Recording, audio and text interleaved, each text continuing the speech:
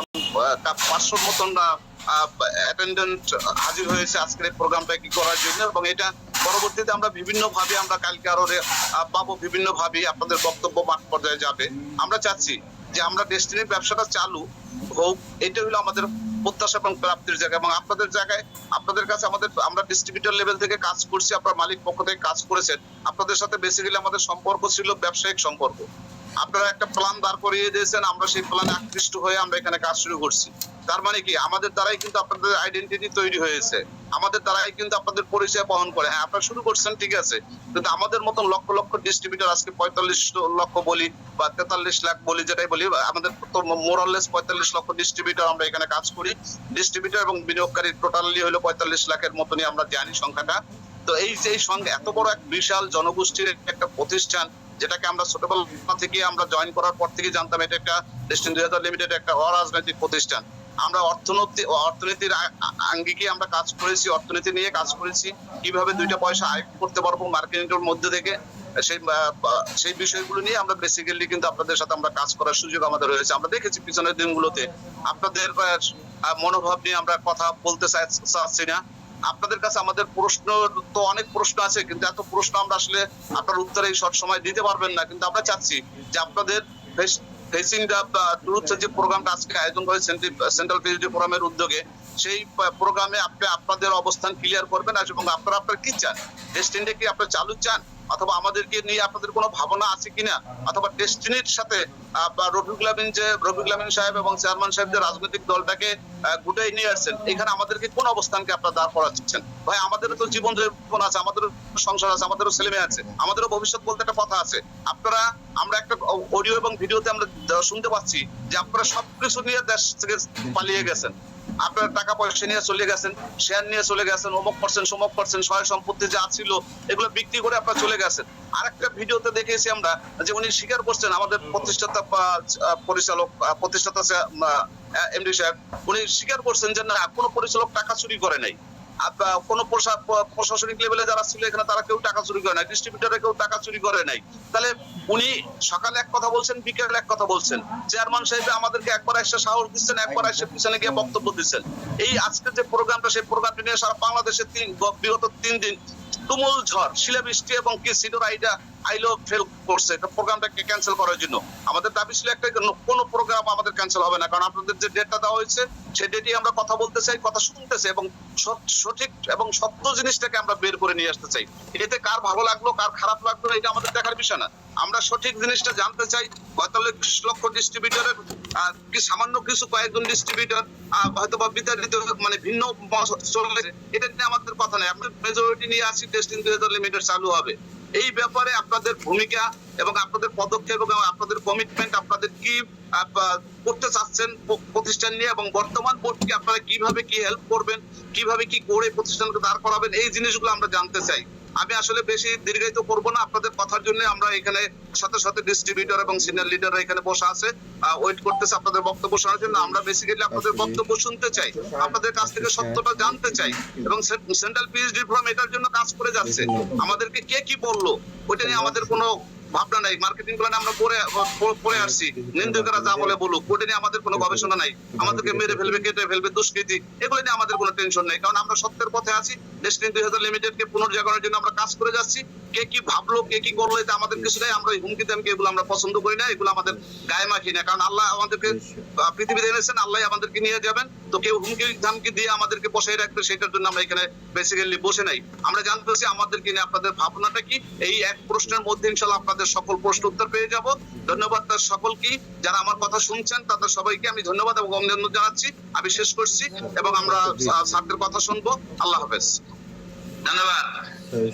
ধন্যবাদ জনাব মুবাইদুর রহমান হিরোকে, সম্মানিত PhD executive, diamond share holder, director বৃন্দ।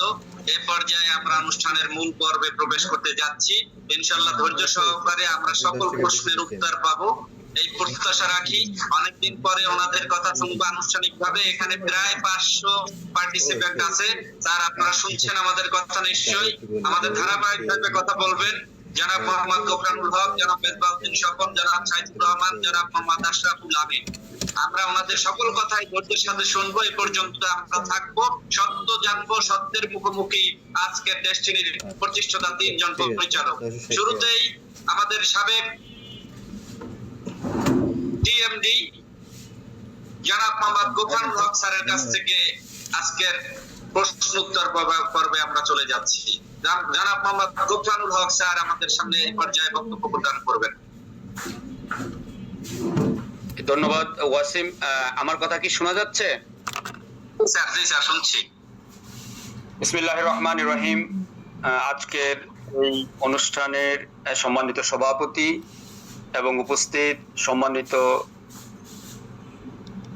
আমাদের ডেস্টিনি 2000 লিমিটেডের সকল লিডারবৃন্দ, executive, PhD, diamond executive, shareholder বৃন্দ, সকলকে আসসালামু আলাইকুম। এটা আমার জন্য অনেক একটা আনন্দের।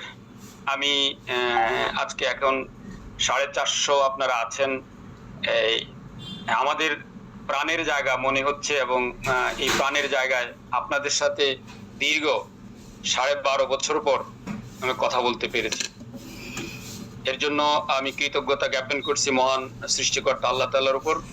আমাদেরকে সুস্থ রেখেছেন, আমরা বেঁচে আছি এবং আপনারাও অনেক কষ্ট হলেও এটাও অনেক বড় পাওনা, শুকরিয়া যে আপনারাও বেঁচে আছেন।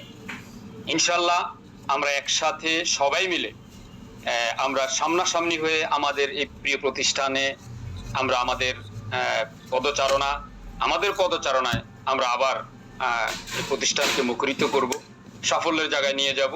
আমাদের যে প্রত্যাশা, আপনাদের যে প্রত্যাশা, 12.5 বছর অপেক্ষা করার পরও আমরা আজকে একসাথে হতে পেরেছি।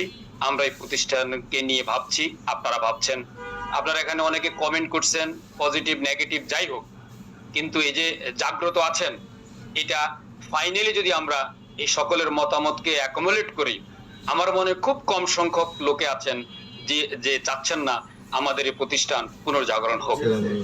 তো আমি প্রথমেই আমি যে 7-8টি প্রশ্ন করেছেন, আমি সবগুলো লিখতে পারিনি, মনে হয় আমি 6টা লিখেছি।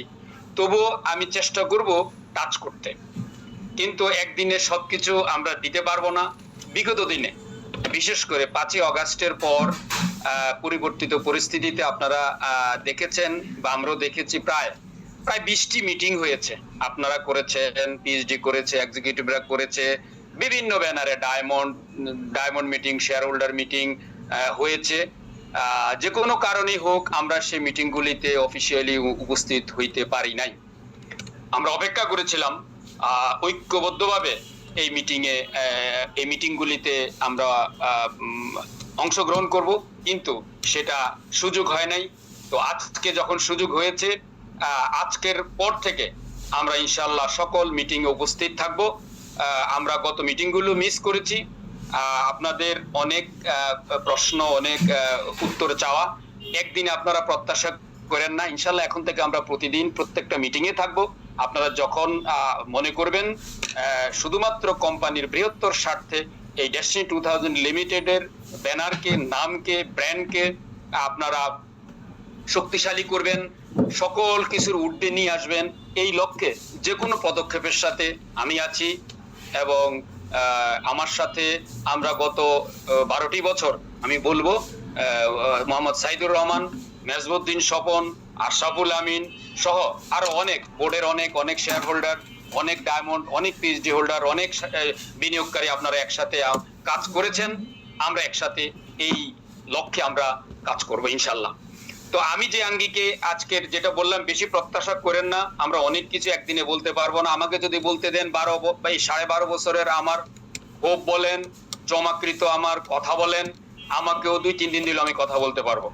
আমিও 8-9 ঘন্টা এখনো দিলে, এই আপনার ক্রম পর্যায়ের যে 8-9টা কোশ্চেন উত্তর দিতে গেলে আমার 8 ঘন্টা লাগবে। আজকে তো একদিনে সব দিতে পারবো না, বাট আমি বলবো সহনশীল হয়ে আপনারা শুনবেন, যেহেতু সকলের আমাদের একটাই উদ্দেশ্য, আমরা আমাদের ডেস্টিনি 2000 লিমিটেডকে ফিরে পেতে চাই। এর মাধ্যমেই আমাদের যে স্বপ্ন, আমরা এই 12.5 বছরের পর, এখানে অনেকে বলেছেন কেউ আমরা এখন 40 বছরের নিচে নাই, অতএব এখন আমাদের আর নতুন করে কোনো এক্সপেরিমেন্ট করার সুযোগ নাই। আমরা বুঝি 12-13 বছর আগের মার্কেটিং প্ল্যান, বিজনেস অপরচুনিটি যে আঙ্গিকে তখন হয়েছে, আজকের 12 বছর পর আমরা সঠিকটাই বুঝতে পারবো, বিশ্লেষণ করতে পারবো এবং সিদ্ধান্ত নিতে পারবো। অতএব আমরাও কোনো এক্সপেরিমেন্টে না গিয়ে আমরা এখন বুঝি আমাদেরকে বাস্তবিক যেটার রেজাল্ট ওরিয়েন্টেড আমরা সেটা নিয়ে আমরা নেওয়ার জন্য আমরা কিন্তু এখন অনেক ম্যাচিউরড। তাই সে আঙ্গিকে আমরা কাজগুলি করব এবং সেভাবে আমরা নিজেদেরকে মনস্থির করব। তা আমি যে কথাটা বলছি যে আসলে অনেক কিছু উত্তর দেওয়া সম্ভব না, আমি যেভাবে ছোট্ট একটু চিরকুটে আমি নোট করেছি সেই আঙ্গিকে আমি কথা বলবো। আশা করি অনেকগুলি এখানে চলে আসবে। বাকি যদি কোনোটা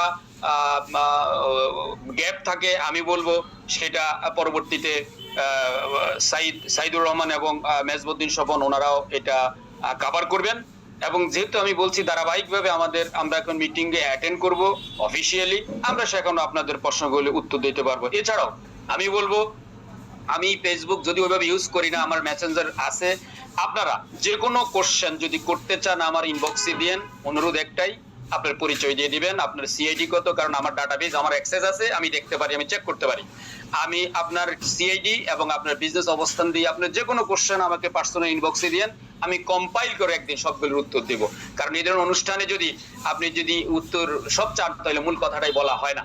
তো যাই হোক, আমি যে আঙ্গিকে আমার বক্তব্যটা এই মুহূর্তে উপস্থাপন করতে চাচ্ছি এভাবে, আমি 3টা কোশ্চেনের আলোকে আমি উত্তর দেব। আর তার পাশাপাশি প্রাসঙ্গিক যে জিনিসগুলি আসবে আমি চেষ্টা করব সেগুলিকে টাচ করতে, যেগুলি আপনারা জানতে চান। আমি যেভাবে শুরু করতে চাই সেটা হলো পালিয়ে গেছি কেন। আর আমি যেভাবে প্রশ্নটা করি, কেন দেশ ছেড়ে চলে যেতে আমি বাধ্য হলাম, এই হলো আমার প্রথম প্রশ্ন, আমি কথা বলবো। দ্বিতীয়টা, সমস্যা শুরু হওয়া থেকে আজ পর্যন্ত আমরা কি কি করেছি, কি কি পদক্ষেপ নিয়েছি। এবং থার্ড যে বিষয়টা নিয়ে আমি কথা বলবো, অসত্য এবং বিভ্রান্তিমূলক অপপ্রচারের কিছু ক্লারিফিকেশন দিয়ে আমার বক্তব্য দিয়ে আমি আজকে শেষ করব। তো যতটুকু কভার করতে পারি আমি এতটুকু দিয়েই আমি শেষ করব।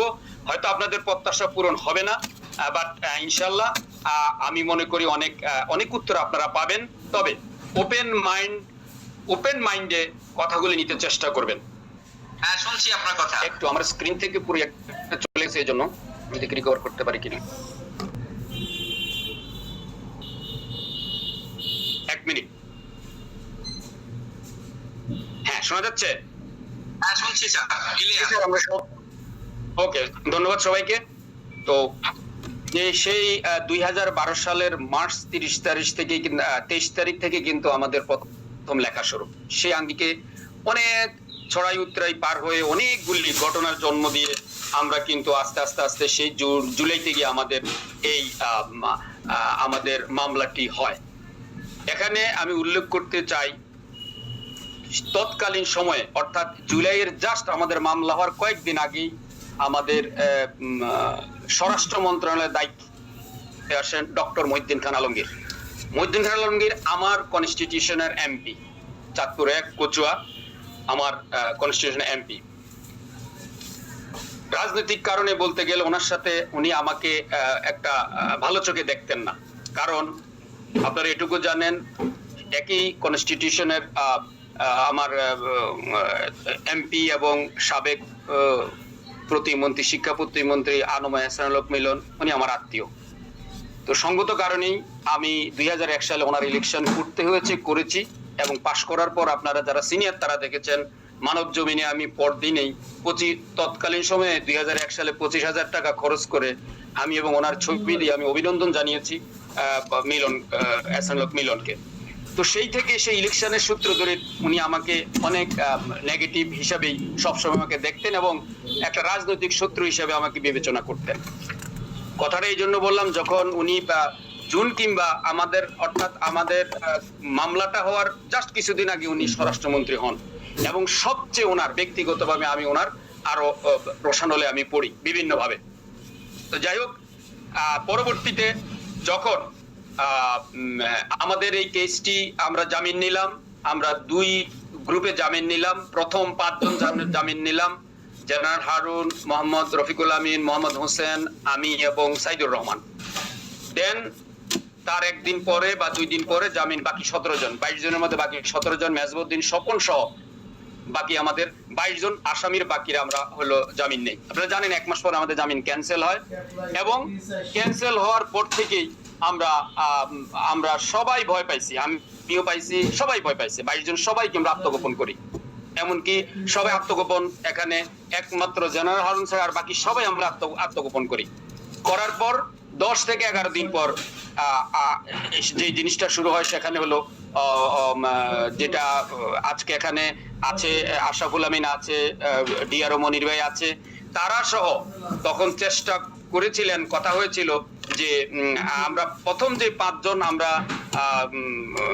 জামিন নিয়েছি, আমরা এই 5 জন একসাথে জেনারেল হারুন সহ জেনারেল হারুনের সাথে আমরা এই 5 জন একসাথে আমরা অ্যাপিয়ার করব। এবং আমাদেরকে আগের দিনও বলা হয়েছে যে আমরা যোগাযোগ করেছিলাম, এই আশরাফুল আমিন, মনির ভাই, সাথে মনে হয় যে মাহবুবু ছিল, তো তারা রেডি করতেছিল, তখন অ্যাডভোকেট ছিল আমাদের নজিবুল্লাহ হিরো। এবং আমরা সকালে পর যেদিন আমিন ভাই, হোসেন ভাই এবং জেনারেল হারুন সারেন্ডার করবেন, সেদিন সকালে হিরো ভাইয়ের চেম্বারে আমরা পিছন দিয়ে আমরা ঢুকবো এবং সেখানে আমরা সইটই করে আমাদের ব্যবস্থা থাকবে, সেখান থেকে আমরা জামিনের জন্য আমরা অ্যাপ্লাই করব, আমরা অ্যাপিয়ার করব। কিন্তু আমরা আগের দিন রাত্রে 8টার পর থেকে 7টার পর থেকে আর কার সাথে যোগাযোগ করতে পারতেছি না, আমি আর সাইদ ভাই বিশেষ করে, এই দুজনেই পারতেছি না। পরে 2 দিন পরে আমরা তখন জানতে পেলাম, আমি সংক্ষেপ করতেছি, জানতে পারলাম যে না, সেখানে হারুন ভাই দাঁড়াবে এবং হারুন ভাই জামিন হয়ে যাবে। এটা জেনে আমিন ভাই সিদ্ধান্ত নিয়েছেন যে উনি আত্মসমর্পণ করবেন, কারণ জামিনটা হয়ে যাবে, যেহেতু ওনার জামিন হয়ে যাবে। এবং এই জন্য আশরাফুল আমিন তখন আমাকে বলেছিল, তার সাথে কথা হয়েছে 3-4 দিন পরে, যখন কথা হয় তখন বললো যে উনি কাকা বলছেন যে আগে ওনাদের জামিনটা হয়ে গেলে দেন একসাথে বেশি হয়ে গেলে এখানে জামিন তো আটকাই দিতে পারে সহজে, আগে উনি বেরিয়ে যাবেন, ওনারা বেরিয়ে গেলে দেন সবাইটা নিয়ে উনি কাজ করবেন, পজিটিভলি বলছে। ওকে, আমরা এটাই মানছি, তো এটা বুঝি। দেন বললো যে যখন উনি জানলেন, মনির ভাই বললো, হোসেন ভাইকে জানানো হলো, আমিন ভাই করবেন, দাঁড়াবেন কালকে। হোসেন ভাই বলছে আমিও দাঁড়াবো, কিন্তু আমাদেরকে সেখান থেকে ডিসকানেক্ট করে দিল, আমাদের 2 জনের সাথে আর যোগাযোগ করা হলো না। কথাটা এই জন্য বলছি কারণ অনেক শ্রুতি, অনেক ব্যাখ্যা যে আমরা পালাইছি আর শুধুমাত্র কোম্পানিকে বাঁচানোর জন্য ওনারা 2 জন ওখানে আত্মসমর্পণ করেছে। আসল সত্যটা হলো যাতে জেনারেল হারুনের সাথে মানে সহজে বেরিয়ে যেতে পারে, 5 জন হইলে এটা বড় হয়ে যায়, আমাদের জন্য পজিটিভলি যে হ্যাঁ পরে আমাদের জন্য কাজ করবে, এই জন্য ওনারা আত্মসমর্পণ করেছেন। এবং পরবর্তীতে জেনারেল হারুন অনেক বিরক্ত বোধ করছেন ওনার সাথে, ওনারা ওই দিন দাঁড়ানোর জন্য, এবং উনি নিজে বলেছেন যে ওনার জামিনটা তখন বিলম্বিত হয়েছে ওনারা একসাথে ওনার একসাথে আত্মসমর্পণ করার জন্য। যদি উনি একা থাকতেন তাহলে উনি ওই দিনে ওনার জামিনটা হয়ে যেত। আমি ছোট্ট একটু ক্লারিফিকেশন দিলাম, অনেকে এটা নিয়ে অনেক কিছু বলবেন, শুনবেন, কিন্তু আসল সত্য এটাই। এটার মুখোমুখি দাঁড়ানোর জন্য যেটা করা লাগে সেটা আমি সেই উত্তরের জন্য আমি প্রস্তুত আছি। তো যে কথাটা বললাম হইলো, আপনারা বাকিটা সবই দেখেছেন, সেখানে অনেক প্রটেস্ট হইলো, সেই প্রটেস্টের সাথেও অনেক রিস্ক নিয়ে আমি যোগাযোগ করেছি। সেখানে শহীদুল বাবু ছিল থেকে শুরু করে এদের সাথে কথা বলেছি, তারা এসবিতে গিয়েছে, বিভিন্ন এই 1 লক্ষ লোকের ডেমনস্ট্রেশন, এগুলি সব কিছু কথা বলে এটার সাথে ছিলাম। দেন আরো গুরুতর থেকে গুরুতর হওয়া শুরু করলো সেই অক্টোবর, নভেম্বর, ডিসেম্বর। আমি ডিসেম্বরের 20 তারিখ আমি আমার থেকে বের হয়ে যাই। তো এর মধ্যে আমি বিভিন্ন আঙ্গিকে জামিন সারেন্ডার করে জামিন নেওয়া যাবে কিনা, আমি বেরোতে পারবো কিনা, কোম্পানির জন্য ভূমিকা রাখতে পারবে কিনা, কাজ করতে পারবো কিনা। তখন সবাই কিন্তু সক্রিয়, আপনারা সবাই সক্রিয়, আমাদের সকল লিডার সক্রিয়, যে আমি পদ খুঁজছিলাম কিন্তু কোনো পদ খুঁজে পাইনি। শুধু আজকে বলতে চাই, এরকম করে আসছে যে আমাকে রাজসাক্ষী যদি হই, এবং সেটাও থেকে আমার কি বলে স্বরাষ্ট্র মন্ত্রণালয়ের থেকে, স্বরাষ্ট্র মন্ত্রণালয়ের পিএস, ওনার নাম হয়তো কেউ নোট করলে নোট করতে পারেন, তার সাথে যোগাযোগ করতে পারেন, তার নাম হলো শাহ আলম, তখন সে পিএস ছিল। আমার কাছের লোক ছিল, তার সাথে কিছু কমিউনিকেট করতে পারতাম। তো যাই হোক, তার সাথে কমিউনিকেট করার পর একটা পর্যায়ে সে বললো, এই মেসেজগুলি আমাকে দিল, সেখান থেকে কিছু দুদকের সাথে কথা বলছে, দেখে আসছে, কথা বলছে, আমাকে বললো আপনাকে রাজসাক্ষী হইলে তারা কনসিডার করবে। রাজসাক্ষী হবেন? তো রাজসাক্ষীটা কি? রাজসাক্ষী যারা 3 জন এখন ভিতরে আছে, ইয়াতে আছে, তাদের বিরুদ্ধে আপনাকে সাক্ষী দিতে হবে। আমি না, এটা আমি করবো না। তো বললো যে এটা ছাড়া কি করা যায় আপনি একটু দেখেন। আর আমার অন্যান্য সোর্স, আমার ফ্যামিলির অন্যান্য, আমার বিশ্ববিদ্যালয়ের আমার ফ্রেন্ডরা লয়ার ছিল তখন, বেশ কয়েকজন ইয়াতে ছিল কি বলা যায়, ল মিনিস্ট্রিতে ছিল তারা, এবং আমার বিশ্ববিদ্যালয়, আমার লায়ন্সের আমি গভর্নর ছিলাম, আপনারা জানেন। সেখানকার তখন একজন অ্যাটর্নি জেনারেল, মানে ডেপুটি অ্যাটর্নি জেনারেল ছিল।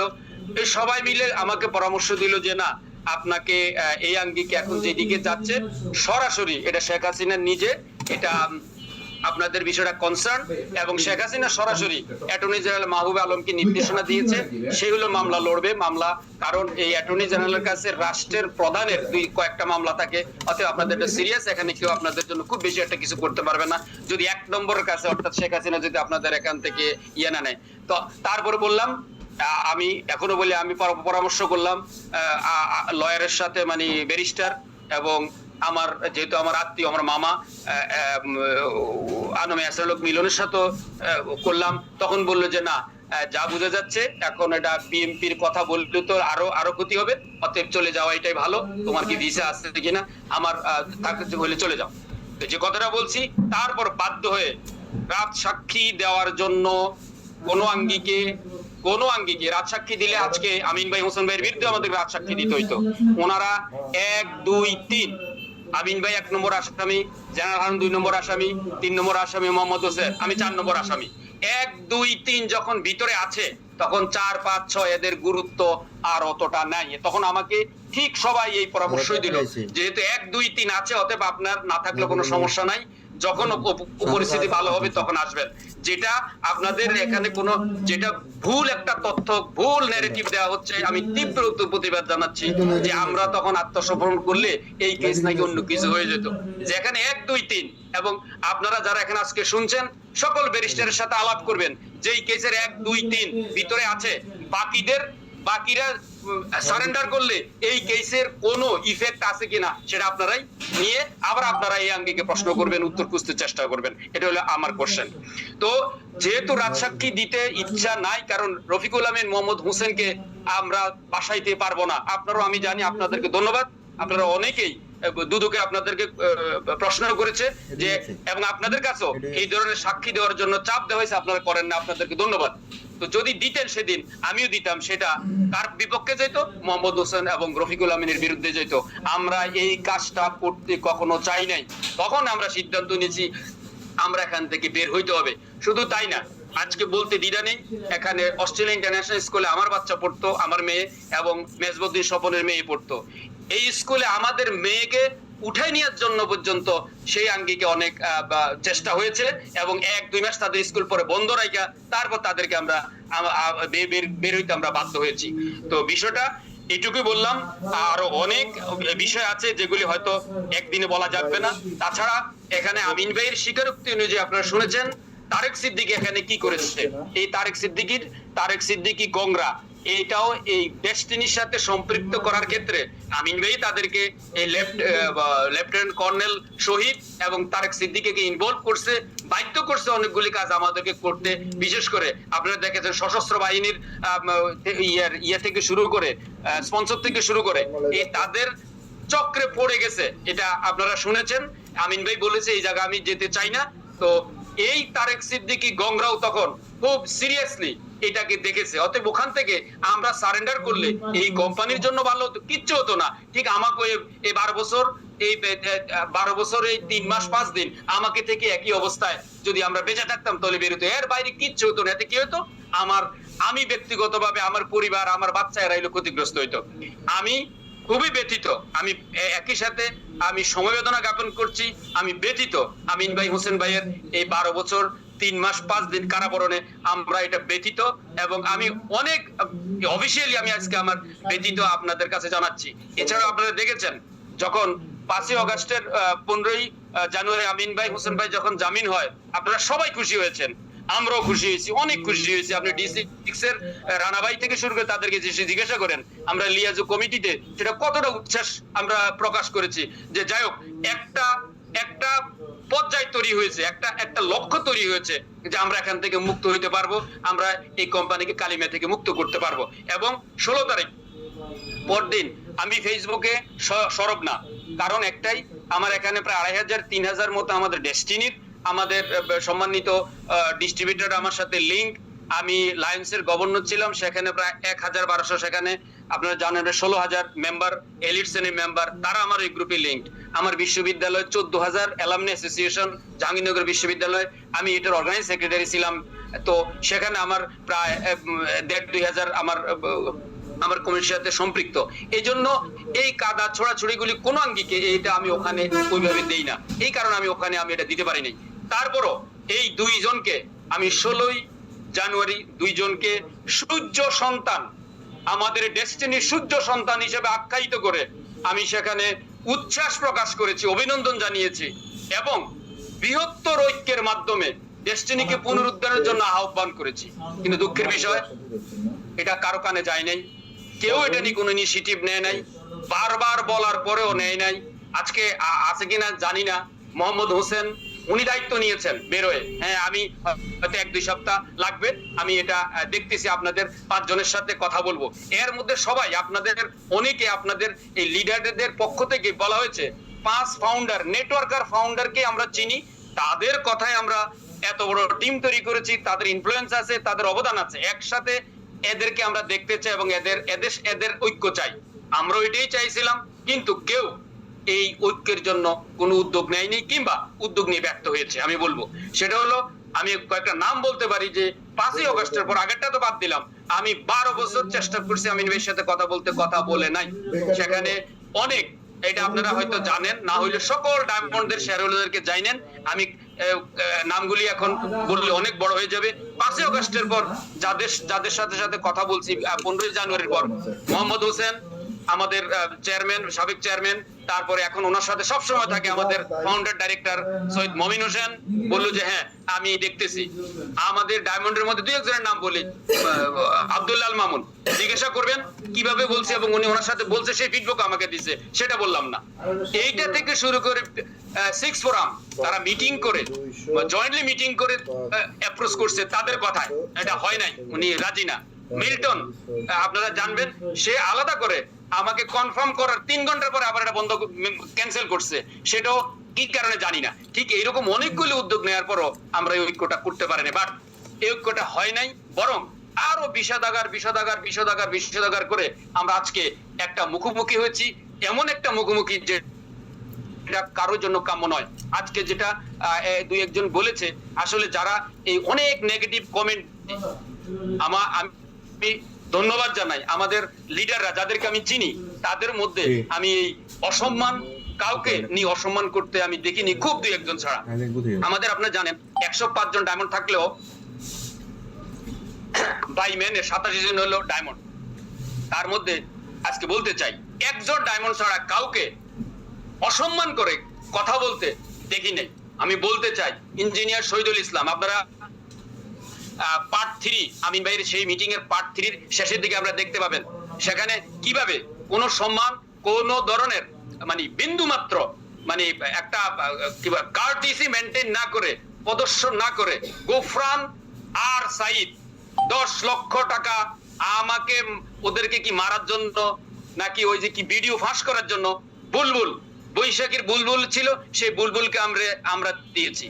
আমার কথা হলো অভিযোগটা কিরকম, আর অ্যাপ্রোচটা আপনারা শুনবেন পার্ট 3 তে সবার কাছে আছে, আমার কাছে যখন আসছে আপনাদের পক্ষে আপনার কাছে আছে, কি আঙ্গিকে কি অ্যাপ্রোচে পাবলিকলি এই কথাগুলি বললো।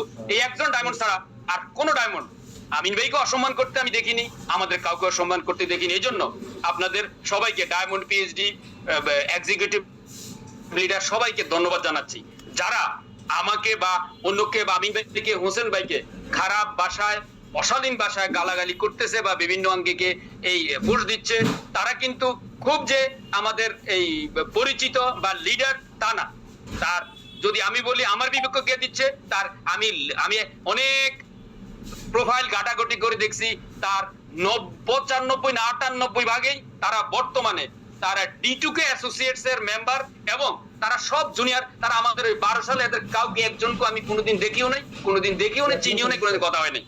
তো অতএব এগুলি এই বিভ্রান্তিকর জিনিসগুলি আজকে থেকে আপনারা কাজ করবেন, যাতে করে এই ধরনের অসম্মানজনক এবং অরুচিকর কথাবার্তা নিয়ে যেন আমরা না থাকি। তো এটা আপনাদের জন্য আমার আহ্বান রইল।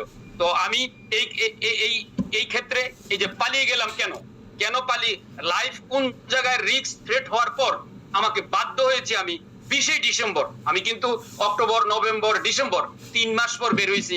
এই 3 মাস যথাযথ আমার চেষ্টা করেছি। আমি বলতে পারি, এটা গ্যারান্টি দিতে পারি, আমি অ্যাসুরেন্স দিতে পারি যে আমি কোনো আঙ্গিকে মানে টোটাল কোম্পানি, আমি নিজে এবং কোম্পানির জন্য কিছু করার সর্বোচ্চ চেষ্টাটুকু করে ব্যর্থ হয়ে এই কাদের সিদ্দিকী, তারেক সিদ্দিকী, বংশ, ডক্টর মহিউদ্দিন আলমগীরের এই ধরনের অপতৎপরতার কারণে আমাকে বাধ্য হয়েছি আমি ওখান থেকে বের হইতে। এবার বের হওয়াটা যদি আপনি একটু দেখেন, যদি শুনেন, আমি ইন্ডিয়া যখন বের হই আমার ভিসা ছিল না। আমার ভিসা না থেকে এমন অবস্থা যে আমাকে যদি না বের হই আমাকে হয়তো আমাকে ধরা হবে। ধরা হলে কি হচ্ছে সেটা অবশ্যই আমি ভয় পাইছি। আমি স্বীকার করি আমি ভয় পাইছি। আমার মনে হয় সবার মধ্যে এই ভয়টা আছে, হয়তো আমার মধ্যে এটা আছে। আমি তড়িঘড়ি করে আমি ভিসা ছাড়া আমি ইন্ডিয়াতে আমি প্রবেশ করি, এবং আমার ইন্ডিয়া এম্বাসিতে পরবর্তীতে ভিসার জন্য আমি চেষ্টা করে হলেও সেখানেও আজকে বলি দুষ্কৃতিকারী করি, ষড়যন্ত্রকারী বলি, সেখানে আমার পাসপোর্ট আটকাই দেওয়া হয়েছে। আবার অনেক টাকা, আমি বলবো না, অনেক টাকার বিনিময়ে সেই পাসপোর্ট ভিসা ছাড়া আমি উদ্ধার করতে সমর্থ হই। আমার অনেক সময় লেগেছে। দেন আজকে আপনাদের সাথে, কারণ আপনারাই আমার কাছের মানুষ ছিলেন, আপনাদের সাথে শেয়ার করতে আমার কোনো দ্বিধা নেই। আমি 1.5 বছর আমি ইন্ডিয়া ভিসা ছাড়া আমি আটকা থাকি, আমি পড়ে থাকি এখান থেকে। আর যেহেতু ভিসা নাই, আমি ওখান থেকে বেরোতে পারতেছি না। দেন এই 15 মাস আমি থাকার পর আমি সেই 14 সালের সেই মেতে গিয়ে আমি ওখান থেকে বের হই, এবং অনেক এই 1.5 বছরে সেখান থেকে বের হওয়ার রাস্তা আমাকে খুঁজে বের করে এখান থেকে আমার অফিসিয়ালি বের হইতে হয়েছে। তারপর আমি আসছি মালয়েশিয়া আমার ভিসা ছিল, যেহেতু আমার তারপর আমার আমেরিকার ভিসা ছিল, তখন আর 6 মাস বাকি ছিল। আমি আমেরিকায় যাই। আমেরিকা যাওয়ার পর সেখানেও আমি 5 বছর থাকার পর আবার 2018 সালে মনে করছি প্রেক্ষাপট পরিবর্তন হবে এবং আমরা ঢুকতে পারবো, সেই ধরনের একটা সিগন্যাল পাওয়ার পরে আমি আমেরিকা থেকে আবার মালয়েশিয়া চলে আসি। মালয়েশিয়া আসার পর আমি আবার এখানে 4 বছর থাকি। 4 বছর থাকার পর তারপরও ওখানেও আমার এই ডেস্টিনি রিগার্ডিং আমি থ্রেটে পড়ি। বিশেষ করে 22 সালে যখন আমাদের এই রায়টা হয়ে যায়, তখন একটা থ্রেটে পড়ি। তারপর আবার আমি ইতালিতে চলে আসি। আমার ছোট ভাই, আমার বোন এখানে থাকে, তাদের ইয়াতে মারফতে আমি একটা রেসিডেন্সি কার্ড করতে সমর্থ হই। তারপরে পাশাপাশি 6 মাসের মধ্যে আমি টার্কিতে একটা রেসিডেন্সি কার্ড নিয়ে তারপরে আমি এইভাবে যাযাবর জীবন যখন আমি করতেছি। অতএব আমি কোথাও সেটেল না, কোথাও টাকা পাচার তো দূরের কথা, আমি ব্যক্তিগত জীবনে সার্ভাইভ করা, আমার বাচ্চাদেরকে নিয়ে লেখাপড়া নিয়ে আমি কোন রকম সার্ভাইভ করতেছি, এইটুকু আপনাদেরকে বলতে পারি। তো এইটুকু হলো আমি যেটুকু বললাম যে প্রথম কোশ্চেনটা পালিয়ে গেলাম কেন। আশা করি আমার পক্ষ থেকে আমি হয়তো আপনাদেরকে তথ্যটা দিতে পেরেছি। আমি আজকে কিন্তু পুরো গুছালো কথা বলতে পারছি না, কারণ অনেক দিন পর, এবং আমার ভিতরে কিন্তু এই কথাগুলি বলার সাথে সাথে অনেক আবেগ কাজ করতেছে এবং আমি অনেকটা গুলিয়ে ফেলবো। তাই ক্ষমা সুন্দর দৃষ্টি দেখবেন এবং মূল বিষয়টা, মূল ভাবটা বুঝতে একটু চেষ্টা করেন। 2, সমস্যা শুরু হওয়া থেকে আজ পর্যন্ত আপনারা কি করেছেন? অনেক কোশ্চেন। এখন কোশ্চেন যারা একটু আগে বললাম, যারা ফেসবুকে বিভিন্ন ইয়াতে অনলাইনে লেখালেখি করতেছে, যাদের বললাম 99% এরা কাউকে চিনি না, এরাই করতেছে। যাদেরকে চিনি তারা কেউ করতেছে না। একজনের কথা শুধু বললাম, একজন সম্মানিত ডায়মন্ড অসম্মান করে কিভাবে কথা বলছে এবং মিথ্যা একটা তথ্য দিয়েছে তা শুনলেন। তো আমরা কি করছি দেখেন, যখন শুরু হয় তখন থেকে শুরু করি একটু, যে জুন গেল, জুলাইয়ের দিকে আমাদের বোর্ড মিটিং হলো। আমাদের আর তখন তো ব্যাংক একসাথে আমাদের লক হয়ে গেল, সবাই এক নোটিশে। কিন্তু রফিকুল আহমেদের ব্যাংক অ্যাকাউন্টও জব্দ, আমারটাও জব্দ, মেজবউদ্দিনেরটাও জব্দ, যারা যারা আছে ওই 22 জন। কিন্তু ওই পরে যারা হয়েছে 52 জন, এদের না, আমাদের 22 জনের এবং কোম্পানির। এবং শুধু তাই না, আমি আমার গ্রামে একটা মহিলা কলেজ করেছি, আমি সেটার সদস্য সচিব। ওই আমার কলেজের অ্যাকাউন্টও বন্ধ। আমার পার্সোনাল, আমার পারিবারিক বিজনেস, আমার প্যাকেজিং বিজনেস, সেটা হলে পারিবারিক, সেটা সে 97 থেকে আমাদের বিজনেস, সেই প্রতিষ্ঠানও বন্ধ, যেটা এক্সপোর্ট ওরিয়েন্টেড দেশের সাথে কোনো যোগাযোগ নাই। অর্থাৎ আমার মাকসুদ হক ফাউন্ডেশন, আমার মায়ের নামে ফাউন্ডেশন, সেটার অ্যাকাউন্টও বন্ধ, একই সাথে বন্ধ হয়েছে। তো সেই বন্ধ হওয়ার পর তখন যেটা আরেকটা প্রসঙ্গে আমি টানতে চাইছি, এটা পরে আসতেছি, যে কোম্পানির জন্য টাকা লাগবে এবং আমাদের প্রথমে সিদ্ধান্ত আমরা 25 লাখ টাকা করে দেব। আমরা সকল 12 জন ফাউন্ডার ডাইরেক্টর, এছাড়া অন্যান্য ডাইরেক্টর ধরা হয়েছে যার শেয়ার হোল্ডার, তারাও তখন একটা সিদ্ধান্ত হয়, তারাও দিবে। তারা দিছে কত জানি 5 লাখ না 10 লাখ করে, আমাদের 25 লাখ সবাই 12 জন দিছি। দেন 15 দিন পর আবার বলা হয় যে আমাদের আরো 25 লাখ, অর্থাৎ আমরা তো সবাই 50 লাখ টাকা করে দেই। সেই অ্যাকাউন্টসটা আছে, এটা অনলাইনে আছে। আমি 50 লাখ টাকা দেই, এই 12 জনের মধ্যে আমরা 2 জন, আমি এবং জামশেদারা 50 লাখ টাকা দেই। সেখানে রফিকুল আলম, মোহাম্মদ হোসেন, সাইদুর রহমান, সৈয়দ মমিন, ইরফান সবাই 25 লাখ টাকাই দেয়। অর্থাৎ বুঝাতে চাচ্ছি আমার ইন্টেনশনটা, সেখানে আমি 50 লাখ টাকা দেই, সেখানে কিন্তু মোহাম্মদ হোসেন, রফিকুল আমিন, জেনারেল কেউ কিন্তু 50 লাখ টাকা দেন, আমি দিয়েছি, কারণ কোম্পানির জন্য দিয়েছি। দেন আমরা যখন ইন্ডিয়া চলে যাই, ইন্ডিয়া যাওয়ার পর ওখানে বসে চেষ্টা করছি, আপনারা বলবেন এখন কেউ কেউ ষড়যন্ত্র করছি, D6 কে আমরা এখানে আনাইছি। আমি, সাইদ ভাই, স্বপন, সাইদ ভাই ছিল থাইল্যান্ডে, সাইদ ভাইকে আনাইছি আমরা ওখানে থেকে। D6, আশরাফুল আমিন, তারা সবাই গেছে, শুধুমাত্র D6 এর জুবাইর যায় নাই, বাকি 5 জন গিয়েছে। তারপরে সম্ভবত শহীদ বাবু, গোলাম রাব্বির সুমন গিয়ে কিভাবে আমরা এখান থেকে উত্তরণ হইতে পারি 2 দিন আমরা মিটিং করেছি। এবং করার পর এবং কিভাবে এটাও করেছি, আমরা এটাও চিন্তা করছি আমরা যে ওয়ার্ল্ড ওয়াইড, যেহেতু আমাদের এখানে সমস্যা হচ্ছে, দেখা যায় যেহেতু আমিন ভাই সহ আমরা চিন্তা করেছি ওয়ার্ল্ড ওয়াইড আমরা করার 11টা দেশে, তো আমরা মালয়েশিয়ায় আমরা এটা করতে পারি কিনা, কারণ তখন জুবায়ের, তারপর হলো জাকির ভাই, এদের সেকেন্ড হোম ওখানে আছে, জসিমউদ্দিন, এরা কিন্তু ওখানে থাকে, মাহবুব রহমান সুমন, তার সেকেন্ড হোম আছে, আমার সেকেন্ড হোম আছে। আমরা এখানে আমরা ওয়ার্ল্ড ওয়াইড ব্যবসাটাকে এখানে আমরা শুরু করতে পারি কিনা, এটা আমরা সিদ্ধান্ত নিয়েছি। এবং এটা নিয়েও মোসাদ্দেক সরাসরি তখন গিয়ে বলছে, মোসাদ্দেক বাংলাদেশে গেছে, গিয়ে আমিন ভাইয়ের সাথে দেখা করছে, তখন আমিন ভাই বলছে না, আমার জামিন আগে, আমি বের হওয়ার আগে কোনো এই ধরনের কর্মকাণ্ড কিচ্ছু করতে পারবেন না, ডাইরেক্ট এই কথাটা। মানে এটা একটা উদ্যোগের একটা অংশ বললাম। ঠিক সেখানে সেই সময়, সেই 13 ডিসেম্বরে আশরাফ আজকে এখানে আছে যে জামিনের জন্য, এই জামিনটা হবে, আমার 2-3টা অ্যাটেম্প গেছে, হয় নাই, এটা হবে, হওয়ার জন্য টাকা লাগবে, আপনাদেরকে এটা ওনাদের পক্ষে আমি যেহেতু আসছি, আপনারা এখানে কন্ট্রিবিউট করেন। সে আশরাফের কাছে আমরা 3 জন 50 লক্ষ টাকা দিয়েছি সেই মুহূর্তে, দিয়ে আশরাফ সেটা বৈশাখীতে জমা দিয়ে মানি রিসিট নিয়ে সে মানি রিসিট আমার কাছে পাঠিয়েছেন। অর্থাৎ ফার্স্ট ইনিশিয়েটিভ যেটা বললাম যে কিছুই করি না, তখন তো কেসের জন্য না, যেরকম না যে পুরা কেস উইথড্র হবে না, রফিকুল আমিনের জামিনের জন্য, রফিকুল আমিন, মোহাম্মদ হোসেনের জামিনের পারপাসে আপনারা এতটুকু দেন। আশরাফ 1 কোটি টাকা চাইছিল, যে দেন এটা আমি প্রপারলি এটা আমি দিব, দিয়ে এটা মানি রিসিট আপনাকে পাঠাবো, এটা আপনাদের কন্ট্রিবিউশনটা আমি প্রত্যাশা করি, আমরা চাই, আমি ওখান থেকে আসছি বাংলাদেশ থেকে, এটা আমার ওইটার চেয়ে এটা বেশি বড় উদ্দেশ্য। তারও তখন দেখছি অনেক ডাইহার্ট, অনেক কিছুই আমরা শুনছি তার কথায়, যাকে সে 50 লক্ষ টাকা দেয়, তার কিছুদিন পরে আরো 20 লক্ষ টাকা দেয় DMCCL এর আরেকটা মামলার ইয়ের জন্য। এটা সকল আমাদেরকে একটা আর্থিক অর্থদণ্ডের কি যেন একটা ইয়া হয়েছে, সেটা রায় হয়ে যাবে, তখন কামরুলও সেখানে কমিটিতে ছিল, 20 লক্ষ টাকা ওখানে প্রদান করি। দেন আসে লাইসেন্স ইস্যু, আপনারা জানেন সেখানেও অনেকগুলি টাকা, সেটার মধ্যে কিন্তু আশরাফও সম্পৃক্ত ছিল, অন্যরাও সম্পৃক্ত ছিল, আরো কে ছিল এই মুহূর্তে মনে নাই। সেখানেও আমরা 3 জন 30 লক্ষ টাকা আমরা এখানে কন্ট্রিবিউট করি সেই লাইসেন্সের পারপাসে, এবং অনেকবার এটা নিয়ে আমরা যোগাযোগ করি, কথা বলি। এখানে সিরাজুল মনির ছিল, তার সাথেও কথা বলি কিভাবে লাইসেন্সটা বের করতেই হবে, কইরা ব্যবসাটা আপনারা শুরু করেন, যেহেতু আপনার কোঅর্ডিনেটর প্যানেল আছেন, আপনারা করেন, ঠিক আছে, আমার সাথে কথা না হইলে সমস্যা নেই, ব্যবসাটা করেন। এটা বলতে পারবে না আজকে সিরাজুল মনির থাকলে সিরাজুল মনির প্রশ্ন উত্তর দেবে এই কথা আমি বলেছি কিনা। সিরাজুল মনির আমেরিকা গেছে, আমার বাসায় গিয়েছে, তার সাথে কথা বলেছি, অনেক গাইডলাইন দিয়েছি, আমিন ভাইকে বললেন এবং আমার সাথে কথা বলাই দিলেন। সব এই জিনিসগুলি যেহেতু আপনি খুব কাছাকাছি, আপনি বললেন, আমাদের ইন্টেনশন এটা, আমরা যাতে করে কোনো কন্ট্রিবিউট রাখতে পারি, কিভাবে আমরা যারা বাইরে আছি আমরা হেল্প করতে পারি, একসাথে আমরা কাজটা করতে পারি। এবং আমার সাথে তো কথা বলাই দেন আমিন ভাইকে। মজার ব্যাপার হলো আজকে বলতে বাধ্য হচ্ছি, আমেরিকা থেকে আসার পর 2015 সালে সিরাজুল মনির 2 বছর আমলাকার কথাই বলে নাই। মানে প্রাসঙ্গিক ক্রমে দুই একটা কথা আসতেছে বলতেছি, আমরা যখন ধারাবাহিকভাবে কথা বলবো তখন এরকম অনেক অনেক জিনিসে আসবে, কারণ বললাম তো অনেক জমা আছে অনেক কথা।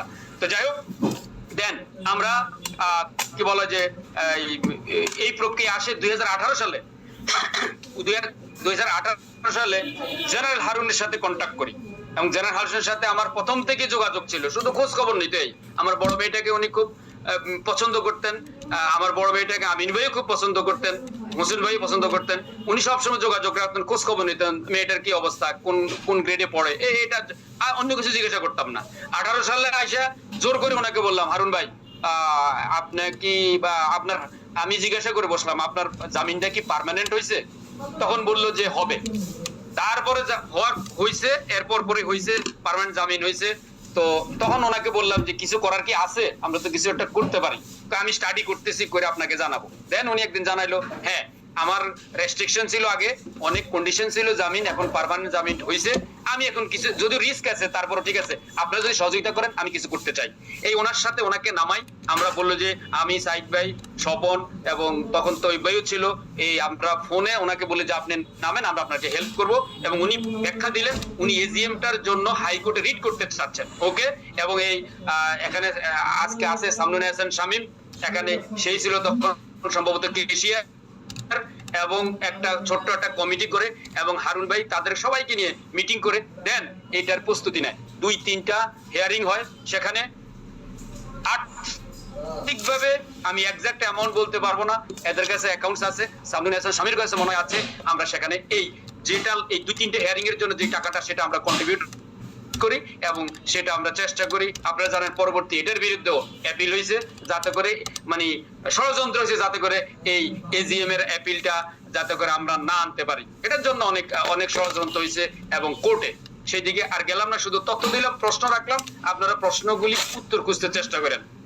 তারপর শুরু হলো, এবং আমরা বরাবরের মতো জেনারেল হারুনের সাথে আমরা 3 জন সহ 4 জন মাঝে মাঝে আমরা ইয়াকো রাখি, কি বলে যে এই তৈবাইকো রাখি, আমরা আলাপ করি।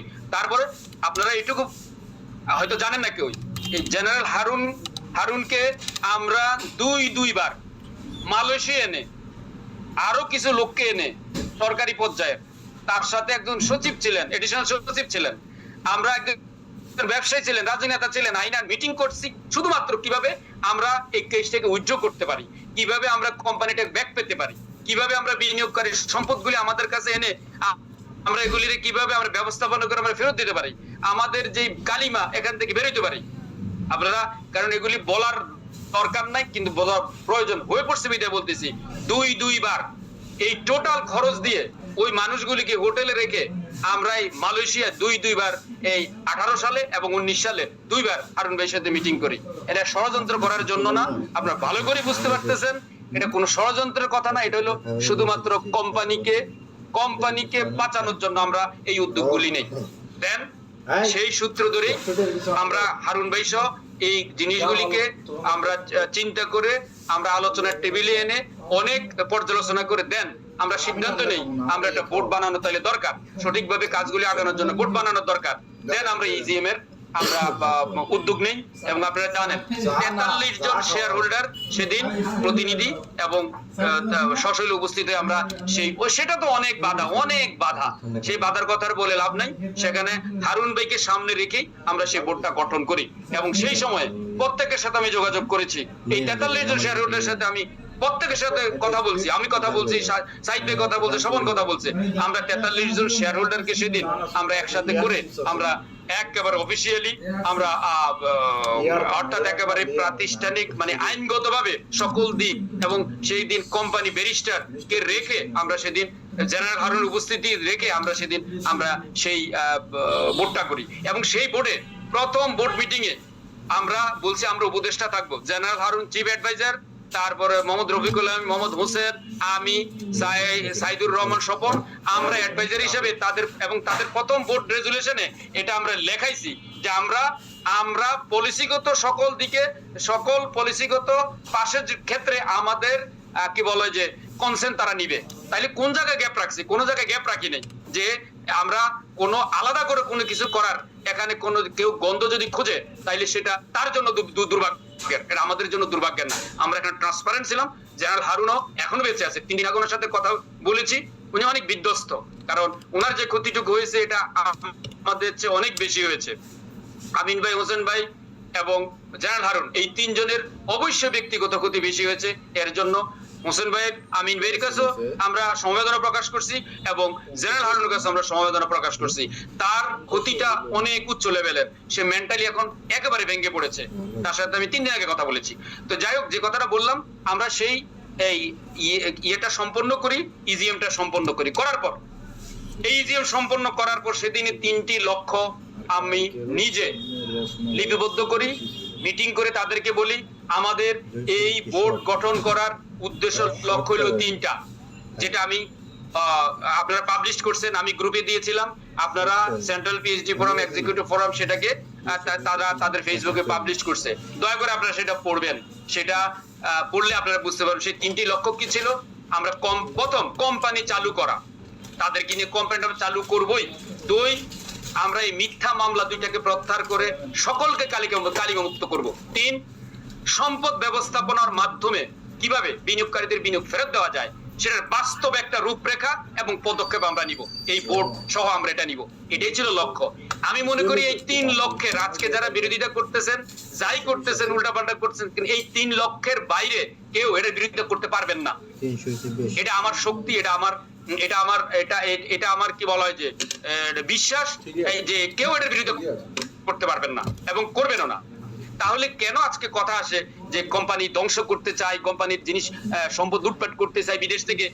যারা দেশ থেকে পারতেছে না, কারণ সম্পদ কুক্ষিগত গভর্নমেন্টের কাছে, পুলিশের কাছে, কিভাবে কুক্ষিগত করে খাই ফেলবো? বরং যারা ওখানে আছে তারা করতে পারে, তারা ওই মাটি বিক্রি করে ফেলতে পারে, গোডাউনের প্রোডাক্ট বিক্রি করে ফেলতে পারে, ওই যেগুলি কি বলে যে বায়না করা আছে, যেগুলি লিস্টেড না, বায়নার টাকা ফেরত নেই, খাই ফেলতে পারে, মানুষের কাছ থেকে টাকা উঠাইতে পারে, ওখানে আছে। আমি এখান থেকে কিভাবে পারবো? আমাকে যেখানে এই মিথ্যা অপবাদটা আমাদেরকে দেওয়া হয় বিদেশ থেকে সকল সম্পদ লুটেপুটে খাওয়ার জন্য, আমরা এই ইজিএম করছি, আমরা এই বোর্ড করছি, জেনারেল হারুনকে মাঠে নামাইছি। দেন আমরা এই বোর্ড 7 মাস সম্পূর্ণ খরচ সম্ভবত 27 লাখ টাকা করে আমরা 3 জন দিয়েছি, আর কেউ এখানে কন্ট্রিবিউট করে নাই। কারণ হলো তাদেরকে যে প্রথম 3 মাস, 4 মাস, 5 মাস, 6 মাস, 7 মাস একটা প্ল্যান যে তারা করবে, তারা কিভাবে কিছু সম্পদকে ব্যবস্থাপনা করে খরচটাও করবে, আর ব্যবসা পরিচালনার জন্য কিভাবে তারা উদ্যোগ নেবে।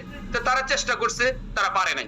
তারা আমিন ভাইয়ের কাছে এটা নিয়ে গেছে, পরবর্তীতে উনি বলেছে, দিক নির্দেশনা দিয়েছে, সে অনুযায়ী তারা কাজ করতে চেষ্টা করছে, পারে নাই। ঠিক তারই একটা সময় এসে আশরাফুল আমিন, আমি দেখেছি তারা পারতেছে না। মানে কারা পারতেছে না? আমাদের এই বোর্ড। কারণ এদের কোনো দোষ না এটা, কারণ এরা সবাই সেলস লিডার, তারা কেউ ম্যানেজমেন্টে ছিল না। একমাত্র আশরাফ আমার ডিপার্টমেন্টে সে কাজ করছে, আমার সাথে কাজ করছে, ম্যানেজমেন্টের সাথে কাজ করছে, সে ডেপুটি ডাইরেক্টর হিসেবে কাজ করছে। তো সে ম্যানেজমেন্টের কিছু কাজ জানে। এখন তার এই দোষ, ওই দোষ, সবাই দোষ। ভাই, আমারও দোষ আছে, আজকের এই অবস্থানে আসার জন্য আমার দোষ আছে, সবার দোষ আছে। এবং এই যে আপনারা দায়িত্বশীলতার পরিচয় না দিয়ে যে কমেন্ট করতেছেন, এটাও আপনাদের দোষ, আমারও দোষ, সবারই দোষ আছে। এখন তখন পর্যালোচনা করে দেখলাম যে আশরাফুল আমিন এখানে কন্ট্রিবিউট করতে পারে, উইলিংলি সে করার জন্য আসছে, বোর্ডের কাছে আসছে, বোর্ডকে বলছে যেহেতু আমি শেয়ার হোল্ডার, আমি কন্ট্রিবিউট রাখতে চাই। তখন সে আসছে কখন? যখন আমি এখানে একটু 1 মিনিটের গ্যাপ হয়েছে, সেই বোর্ড কাজ করার পর একটা সময় এসে 7 মাস পরে আমাদের ডক্টর শামসুল হক ভুঁইয়া, যে আমিন ভাই তাকে হলো সেই আপনারা দেখছেন, তাকে হলো সিও নিয়োগ দিয়েছেন, তখন সে আসলো আমার সাথে কথা বললো, সাইদ ভাইয়ের সাথে কথা বললো, ইয়ার সাথে, স্বপনের সাথে কথা বললো, একসাথে না, আলাদা না, জেনারেল হারুনকে নিয়ে। জেনারেল হারুন মোটামুটি কনভিন্স, তারা বোর্ড কনভিন্স তাকে সিও নিবে এই কারণে, কারণ তার অ্যাক্সেস তখন স্বরাষ্ট্র মন্ত্রণালয় থেকে শুরু করে, কারণ সে এমপি ছিল সব জায়গায়, এবং কিছু কাজ তারা কইছে, তারা আমাদের কনভিন্স করছে আমরা ওনাকে নিতে চাই। জেনারেল হারুনও একমত, তখন আমরা বলছি ঠিক আছে নেন, একটা সময় গিয়ে আর কোনো সমস্যা নাই। তখন ওনাকে জিজ্ঞাসা করছিলাম আজকে, কারণ ডিটোকে অ্যাসোসিয়েশন অনেক কথা হচ্ছে, ওনাকে আমি জিজ্ঞাসা করছিলাম, ওনার বাড়ি চাঁদপুর, আমার বাড়ি চাঁদপুর, ওনাকে আমি আগে থেকে চিনতাম যেহেতু চাঁদপুর বাড়ি, তো এবং ওনার ভাইকে আমেরিকা আমার সাথে সম্পর্ক ছিল, আমেরিকা ওনার ছোট ভাই। তো যাই হোক, ওনাকে একটা কথা জিজ্ঞাসা করছিলাম, আজকে শুনেন, উনি মরে গেছে, এটা গিবত না, একটা তথ্য। আমি ওনাকে জিজ্ঞাসা করছিলাম যে ডিটোকে অ্যাসোসিয়েটস, এই ডিটোকে কিন্তু, এটা জানেন কি না, ডিটোকে কিন্তু আমাদের ব্র্যান্ড, এটা আমাদের খুব ইমোশনাল জায়গা। ডেসি 2000 লিমিটেড বলতে সবাই ডিটোকেই বুঝে, এবং এটা আমাদের লোগো। আমি নিজে 18টা প্রোডাক্টের আমাদের ট্রেডমার্ক রেজিস্ট্রের জন্য অ্যাপ্লাই করছি, তখন সুবীর চক্রবর্তী আছে কিনা আমি জানি না, এখন তো কাজ করে মানে অফিসে, তারে দিয়ে আমি অ্যাপ্লাই করেছি আমাদের প্রোডাক্টগুলো 30টা প্রোডাক্টের, অর্থাৎ ডিটুকে আমাদের ব্র্যান্ড, সকল প্রোডাক্টের আমাদের আগে কোড হলো ডিটুকে, অতএব ডিটুকে আপনি কেন করছেন? তখন আমারে উনি বললো একটা কথা, সেটা বললো রফিকুল আমিন আমাকে বলেছে এখানে দেখেন এই কোম্পানিটা করতে আমার অনেক ক্ষতি হয়েছে, আমার 3-4 জন লোক এখানে ইনভেস্ট করছে আমার কথায়, করছি, করার পর একটা কথা বলেছে যে ডেসি 2000 লিমিটেডের 45 লোক সব এখানে সব চলে আসবে। উনি 21 সালে 22 সালে এই কথাটা বলতেছেন, সব চলে আসবে, কিন্তু আমি দেখলাম 4 বছর আসে নাই, 4 বছর আসে। তখন আমি বললাম যে না, এটা না, কারণ হলো আপনি অন্য নামে করেন, কোনো সমস্যা নাই, কিন্তু এটা আমাদের আবেগের বিষয়, এটা ডেস্টিনি 2000 লিমিটেড আর ডিটুকে অ্যাসোসিয়েটস এক না। উনি বলছে ওইটা হইলে আপনি দেখবেন, এটা ওনার কথা, আমি আমার কথা বলতেছি না, হইলে ডেস্টিনি 2000 লিমিটেড সবাই এখানে চলে আসবে। এই একটা স্টেটমেন্ট আপনাদেরকে দিলাম, একটা প্রশ্ন উত্তর খুঁজেন, আমি জানি এইগুলি উল্টাপাল্টা উত্তর আসবে, বাট আপনারা যারা বিবেকবান, যাদের এতটুকু সেন্স আছে জিনিসগুলি হজম করার, এগুলির চিন্তা করার, ডাইজেস্ট করার করে আপনারা এই প্রশ্নের উত্তর খুঁজতে চেষ্টা করবেন। তো যাই হোক, সেখানে উনি আসলেন, এই বোর্ডের মেম্বাররা বলছে একজন করে আমি বলতে পারবো আমার সামনে, তারা আমার সাথে কথা বললে আমি সরাসরি বলতে পারবো, কেউ অস্বীকার করবেন আমি বিশ্বাস করি যে হ্যাঁ, আশরাফুল আমিনকে যে করুক আমাদের সাথে ট্যাগ করাই দেন, আমরা কাজটা করতে চাই। আমরা ওনাকে নিয়ে ট্রেনিং করছি নিজেরা চাঁদা দিয়ে, 10,000 না 15,000 টাকা করে চাঁদা দিয়ে 3 দিনের ওয়ার্কশপ করছে আশরাফুল আমিনকে নিয়ে, তারা সবকিছু কাজগুলি কিভাবে করবে, আশরাফ সমন্বয় করবে, তাদের সহযোগিতা করবে, এবং সেখানে আমিও কথা বলছি, দিক নির্দেশনা দিছি যে এইভাবে আপনারা এই বোর্ডটা এইভাবে পারফর্ম করেন, এইভাবে কাজটা করতে পারবেন। তেমন কোন পারফর্ম করতে পারতেছে না, এরাও পারতেছে না, এর কারণে নাই, ওই ইন্ডিপেন্ডেন্ট 3 ডাইরেক্টরের কারণে করতে পারতেছে না। তখন সে আবার উদ্যোগ নিয়ে আসলো যে স্যার, এখন একটা পরিবর্তিত পরিস্থিতি আসছে, আপনারা তো অনেক সহযোগিতা করছেন বা আপনাদের ইন্টেনশন আমি জানছি, তো এখানে যদি একটু কনসেন্ট্রেট করেন, আমাদেরকে হেল্প করেন, আমরা এই সিজনটাকে কাজে লাগে, আমরা মনে হয় যে এখন তো অনেকগুলি বাধা দূর হবে, আমরা কাজটা করতে পারি, ঠিক আছে। তখন আমরা একটা লিয়াজু কমিটি করলাম D6, বিশেষ করে রানা ভাইকে এই সমন্বয় করে আমরা 10 জনের, বোর্ডের থেকে 2 জন, এখানে শাহজাদ আল মাহমুদ, জাকির হোসেন কিসলু, রতন, আমরা 3 জন, জসিমউদ্দিন রানা, পরবর্তীতে শেয়ারহোল্ডার থেকে একজন জাহাঙ্গীর, আমরা 10 জনের একটা লিয়াজু কমিটি করে 7 মাস এই কাজ করে, প্রথমে প্রতিদিন মিটিং করছি, দেন সপ্তাহে 5 দিন, দেন 3 দিন, দেন 2 দিন, গত 3 মাস বন্ধ, একটাও নাই। কারণ আমরা ভিন্ন, এই লিয়াজু কমিটি থেকে ভিন্ন বয়ান, ভিন্ন মানে কি বলা যে এই পক্ষপাত এবং মানে আগের স্পিরিট বিরোধী আমরা কর্মকাণ্ড দেখা শুরু হইলো এই মিটিং পরবর্তী কি বলা যে 15 জানুয়ারি পরে আমিন ভাই, হোসেন ভাই মুক্তির পর ভিন্ন প্রেক্ষাপট আমরা যা করে আসছি, মনে হয় যে সেটাকে ম্লান করে দেওয়ার সকল প্রচেষ্টা অব্যাহত হয়ে গেল, বাস এখন আর নাই, এগুলি কিচ্ছু নাই, এখন হলো অন্য কথা। অথচ আমরা এই লিয়াজ কমিটির মিটিং এ রানা ভাই থাকলে কথা বলবেন যে এমনও প্রশ্ন আসছে, আচ্ছা সেই নভেম্বর ডিসেম্বরে রফিকুল আমিন, মোহাম্মদ হোসেন ওনারা যদি বেরিয়ে আসে তখন কি করব? আমি কি উত্তর দিছি এটা রানা ভাই থেকে জানিয়ে নিন, আমি বলি, তারপরে এটাকে অ্যাটাচমেন্ট করে নিন। আমি বলছি ভেরি গুড, আমরা এতটুকু কাজ আদায় যতটুকু করে স্টেটমেন্ট যদি বাইর করতে পারি করে, আমরা এই কাজগুলি, কতগুলি কাজ, এই কাজগুলি করে ওনারা আসার পর ওনাদেরকে দিয়েন, এরপর ওনারা বাকিটা সবাইকে নিয়ে যাবে, আমরা সেটা নিয়ে গিয়ে যাবো। এই কথাটা আমি বলছি কিনা জসিমউদ্দিন রানাকেও আপনারা ক্লারিফাই করে নিতে পারেন, এগুলি প্রশ্ন আপনাদের খোরাক দিলাম। তারপর এই চলতে থাকলো, আমরা শুনতে পাইতেছি দুনিয়ার যত কি বলা হয় যে আমাদের বিরুদ্ধে যত ষড়যন্ত্র সব মনে হয় যে পৃথিবীর আর কোনো ষড়যন্ত্র নাই, শুধু একমাত্র ষড়যন্ত্রকে আমরা, যেটা পাবলিকলি যে কথাগুলি বলা হচ্ছে, কেউ আপনারা হয়তো কারো মানে আপনারা ভয় আছে অনেকের, তাই আপনারা কেউ প্রতিবাদ করতে পারছেন না, যে অথচ বলেই যাচ্ছে পাবলিকলি। এমন মিটিং হয় ভোর 5টা পর্যন্ত মিটিং চলে, 11টার থেকে। আরে আশ্চর্য, কথা হচ্ছে গিবত হচ্ছে সমালোচনা হচ্ছে, কেউ এর কোনো প্রতিবাদও করে না যে এই প্রতিবাদগুলি আমরা করতে জানি। আমরা জানি এখানে অনেকে আছে এই তথ্যগুলি জানেন, উত্তর তাদের কাছে আছে। তাই আজকে আবারও এই কথাগুলি বলতে পারার কারণে আপনাদেরকে ধন্যবাদ জানাচ্ছি, এবং যারা শুনতেছেন তাদেরকে ধন্যবাদ জানাচ্ছি। আপনাদের মাধ্যমে সঠিক তথ্যটা সব জায়গায় প্রচারিত হবে, এটার জন্য আপনাদেরকে দায়িত্ব দিচ্ছি। এবং যেখানে আপনাদের কনফ্লিক্ট, সেখানে যারা সিনিয়র আছে তাদের কাছ থেকে নিজের বুদ্ধি বিবেচনা খাটিয়ে এগুলি ক্লিয়ারিফাই করলে আপনারা সব পাবেন। এবার আমি এই ইয়াটা শেষ, আমি একটু বলতে চাচ্ছি যে একটা প্রশ্ন আসছে যে কোম্পানির শুরুর ইতিহাস, এটা নিয়েও দেখতেছি যে কত বিকৃত ইতিহাস হচ্ছে স্টেট, যেটুকু আমি বলবো, কারণ এই ইতিহাসের গোড়াপত্তনে যারা সিনিয়র তারা বুঝতে পারবো। মাত্র 7 জন এমপ্লয়ি নিয়ে এই কোম্পানি শুরু করেছি, মাত্র 7 জন এমপ্লয়ি নিয়ে, এবং আমি ছিলাম ডাইরেক্টর ফাইন্যান্স, এবং আমিন ভাই ছিলেন ডাইরেক্টর মার্কেটিং, হোসেন ভাই চেয়ারম্যান, এবং সৈয়দ নজরুল ইসলাম, যেটা হোসদারা ইসলাম ওনার হাজবেন্ড, উনি ছিলেন এমডি। আমরা 7 জন এমপ্লয়ি নিয়ে কাজ শুরু করি। তারপর আমরা ধীরে ধীরে তারপর 1 বছর 4 মাস লাগছে আমাদের ব্রেক ইভেনে আসতে। এবার শুরুটা বলি, এটা আমিন ভাই বলেছে এক অনুষ্ঠানে, আমি শুনেছি 7.5 লাখ টাকা এই কোম্পানিতে আসছে।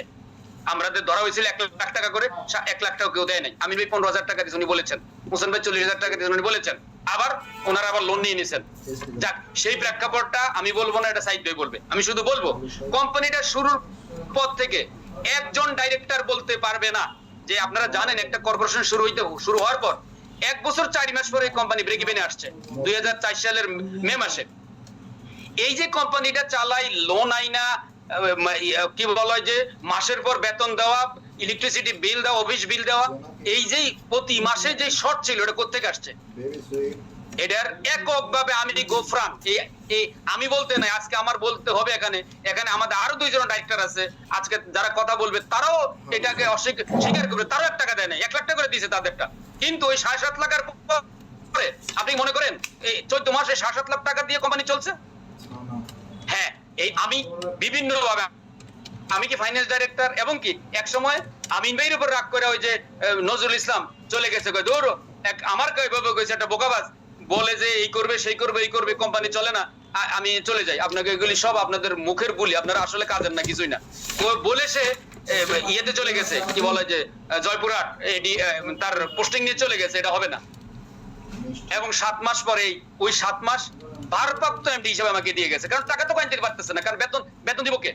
আমি দিয়েছি, আমি বলি নাই এই টাকা আমি একেবারে দিয়ে দিয়েছি, বাট এই টাকা যেমন আমার নিজের প্যাকেজিং, আমার যে পার্সোনাল আমার পারিবারিক বিজনেস, সেখানের টাকা আমি মনে আছে 2.5 লক্ষ টাকা আমি জানি চেক এনে দিয়েছি, সেই চেক 2.5 বছর পরে পে করছি। লোন আনছি, লোন দিয়ে দিয়েছি, কিন্তু এই লোন আইনা সাপোর্ট দেওয়ার ওই ইনিশিয়েটিভে কেউ ছিল না, কেউ না। এর মধ্যে কত লোন ছিল আমিন ভাই ওই 1.5 বছরের সেটা বলবে, এটা দরকার সাইদ ভাই বলবে, সাইদ ভাই শুনতেছে, সেটা উনি করবে। আমি বললাম যে কোম্পানির ইতিহাস, স্টার্টিং এর ইতিহাস, এত বড় ডেস্টিনি 2000 লিমিটেড 7.5 লাখ টাকা কোম্পানি শুরু হয়ে প্রথম 1.5 বছরে অনেক গাড়িটা লোন নিছে, কিন্তু 1 টাকা কেউ লোন দেয় না এই কোম্পানিতে। আমাকে এই জায়গায় আমি বলতেছি, কারণ আমি একা, আমি দায়িত্ব নিয়ে, কারণ আমি ফাইন্যান্স ডাইরেক্টর, পরে আমাকে ভারপ্রাপ্ত এমডি করার কারণে আমাকে এই কাজ করতে হয়েছে, এবং এটাকে আমাকে যোগান দিতে হয়েছে। ইনশাল্লাহ 14 মাস পরে আমরা ব্রেক ইভেনে আসি। এবার আসি যে আমার সর্বশেষ যে টপিকটা ছিল, সেই টপিকটা যে কিছু অসত্য এবং বিভ্রান্তিমূলক অপপ্রচারের আমি ক্লারিফিকেশন দিয়ে আমার বক্তব্য শেষ করব। আমি একবার রিসেন্ট ভিডিওগুলি একবার 2-3টা, একটা ঢাকা পোস্ট, একটা হলো এই কি বলে যে আরেকটা কিসে জানে দেখলাম, 2-3টা একবার রিসেন্ট গত 3-4 দিনের পোস্টে দেখলাম, ধামকরণী বললে যে সকল টাকা পয়সা নিয়ে সব চলে গেছে।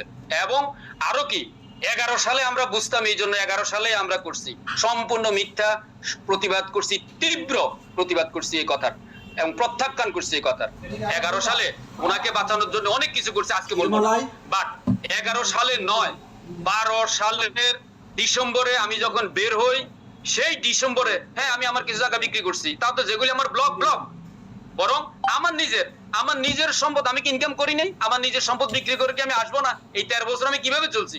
তা আমার টাকা আমার সম্পদ থেকে আমি নিয়ে আসবো না? এটাকে এভাবে বলা হচ্ছে, তাও 11 সালে।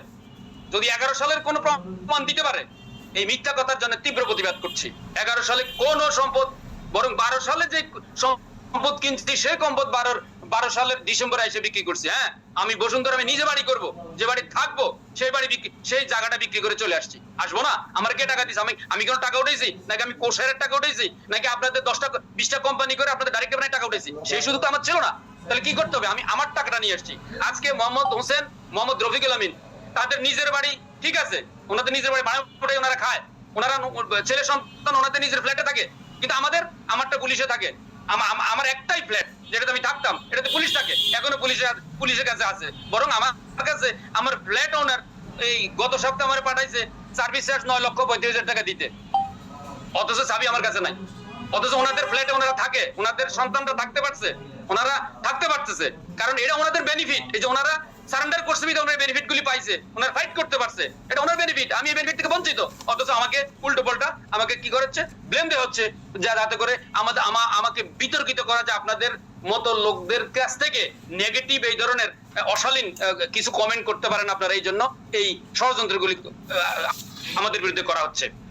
উনি বলতেছে ওনার ব্যাংকে কোনো টাকা নাই, আমাদের ব্যাংকে টাকা আমরা উঠে নিয়েছি।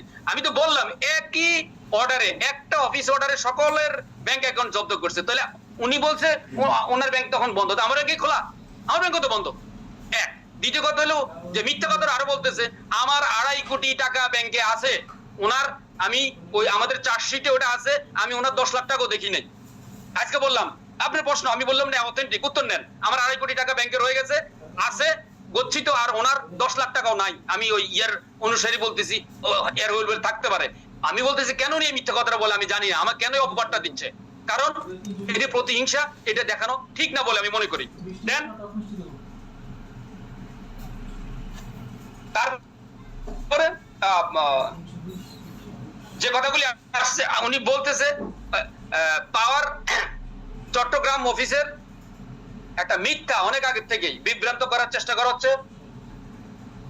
চট্টগ্রাম অফিসে আমি 250 টাকা ফর্মের হিসাব করে পুরো বিভাগের টাকা নিয়ে নিছি, সম্পূর্ণ মিথ্যা। তীব্র প্রতিবাদ করছি এবং এটার মানে আমি উত্তর চাচ্ছি। সে উত্তর কোত্থেকে আসবে? এটি অ্যাকাউন্টসের সব হিসাব আছে। কাহিনীটা হলো ওনারা 2001 সালে যখন কোম্পানি ওপেন হয়, তারপর একটা সময় গিয়ে ওনারা দায়িত্ব ভাগ করে দেয়। দায়িত্ব ভাগ করে আমাকে দিয়েছে চট্টগ্রাম, হোসেন ভাইকে দিয়েছে সিলেট, আমিন ভাই এবং ইরফান আহমেদ সামি, এই দুইজন বড় তারকা নিছেন হলো বরিশাল বিভাগ। স্বপন এবং সাইদকে দেওয়া হয়েছে খুলনা, হোসেন ভাইকে সিলেট, আর হইলো ওই তখন নিছে কি বলে যে শহীদ মমিন হোসেন এবং নজরুল ইসলাম রাজশাহী, যেহেতু উনি রাজশাহীতে চাকরি করেন, উনি ম্যাজিস্ট্রেট ওখানে। আমি আমার সকল চেষ্টা দিয়ে, আপনারা জানেন চিটাং যারা তারা স্বীকার করবে আমি কিভাবে ব্যবসা উঠানোর জন্য চিটাং প্রতি সপ্তাহে টানা 35 উইক একদিনও বাদ দেয়নি, মঙ্গলবার যাইতাম, বুধবার ক্লোজিং করে আসতাম, আমি সেখান দিয়ে এসে বেতন দিতাম, কারণ দায়িত্ব আমার উপর, যেহেতু ফাইন্যান্স ডাইরেক্টর আমি। তো সেই জায়গায় ওনারা যাইতেন, নিতাম। যাওয়ার পরে ওনারা 2001 সালের জুনের দিকে ওনাদেরকে প্রত্যাশা দিয়েছেন আপনারা যদি 300 ফর্ম দিতে পারেন তাহলে আপনাদের, তখন 7,500 টাকা একটা অফিস কোম্পানি চালাইতো মেহেদিবাগে, মানে তখন অপ্রতুল হয়ে গেছে। তখন বলতেছে যদি আপনারা যেদিন আপনারা 300 ফর্ম আপনারা করতে পারবেন সেদিন আপনাদেরকে অফিস দেবো। আমিন ভাই এবং হোসেন ভাই দুইজনে ডিক্লেয়ার দিয়ে আসছে। দেওয়ার পরে 300 ফর্ম তো আমরা নভেম্বরে করে ফেলছি এদেরকে নিয়ে। করার পর দেন তো এখন তো টাকাই নেই, এখনো কিন্তু ওই 300 ফর্ম দিতে কিছু হয় না, হয় বড় একটা অংশ আমরা কভার করতে পারি, কিন্তু কোম্পানি তো ইয়েতে আসে নাই। কোম্পানি এখন অফিস দিতে গেলে তখন মিনিমাম 15-20 লাখ টাকা লাগে, এটা তো নাই কোম্পানির কাছে, 7.5 লাখ টাকার কোম্পানি। দেন আজকে আমিন ভাই এটা স্বীকার করছে, আমার বোনের কিছু টাকা ছিল, ইউরো ছিল প্রায় 14,000 ইউরো, মাত্র 52 টাকা ছিল ইউরোর দাম, এবং এই টাকাটা আমার কাছে, উনি জানে আমার বোন ইতালি থাকবে, ভাই বোন থাকে, এই টাকাটা দিয়েছিল আমাকে অ্যাপার্টমেন্ট কিনতে, এদের অ্যাপার্টমেন্ট কিনতে না কিনে 2 বছর পর তারপর অ্যাপার্টমেন্ট বুকিং দিছি এই টাকা নিয়ে, এই টাকা বের করে। দেন উনি বলতেছে ওনাদের মান সম্মান বাঁচানোর জন্য সেদিন আমি বলছি, স্বীকার করলাম, ঠিক আছে তাইলে আপনারা যখন দিতে পারতেছেন না তাহলে কিভাবে নিতে পারি, ঠিক আছে আমি এখানে ইনভেস্ট করবো, যেহেতু এই বিঘের দায়িত্ব আমার, এবং এই লিডারদের সাথে সে আলী ভাই, মান্নান, রানা ভাই, বাবু ভাই, প্রচুর তারাও খুব ডিমান্ড করা শুরু করছে ভাই আপনি স্যার আপনি যে করে হোক আমাদেরকে এটা করেন না, আমরা ব্যবসাটা ফ্লোটা পাইছি, আমরা এটা করব, এখানে যে করে হোক আপনি একটা ইনভেস্টের ব্যবস্থা করেন। দেন আমি ওই যে তার নেক্সট জাহাঙ্গীর ভাই, দেন আমিন ভাইয়ের সাথে কথা বলে এই আমিন ভাইয়ের হাত দিয়ে আমি এই ইউরো ভাঙ্গাই, সেখানে হলো সেই 17 লক্ষ টাকা, প্রথমে 7 লাখ টাকা আমি চেক দিয়ে আসি, এরা এই লিডাররা মিলেই একটা অফিস ঠিক করে এবং সেখানে আমি ইনভেস্টটা করি। সেখানে ইনভেস্টার ছিল যে 250 টাকা কমিশন, এবং পরবর্তীতে এই 250 টাকা কিন্তু নেট অফিসও দিয়েছে, 250 টাকা কমিশন হিসেবে আমি প্রতি ফর্মে পাবো, এবং সকল ভাড়া থেকে শুরু করে সকল খরচ আমার।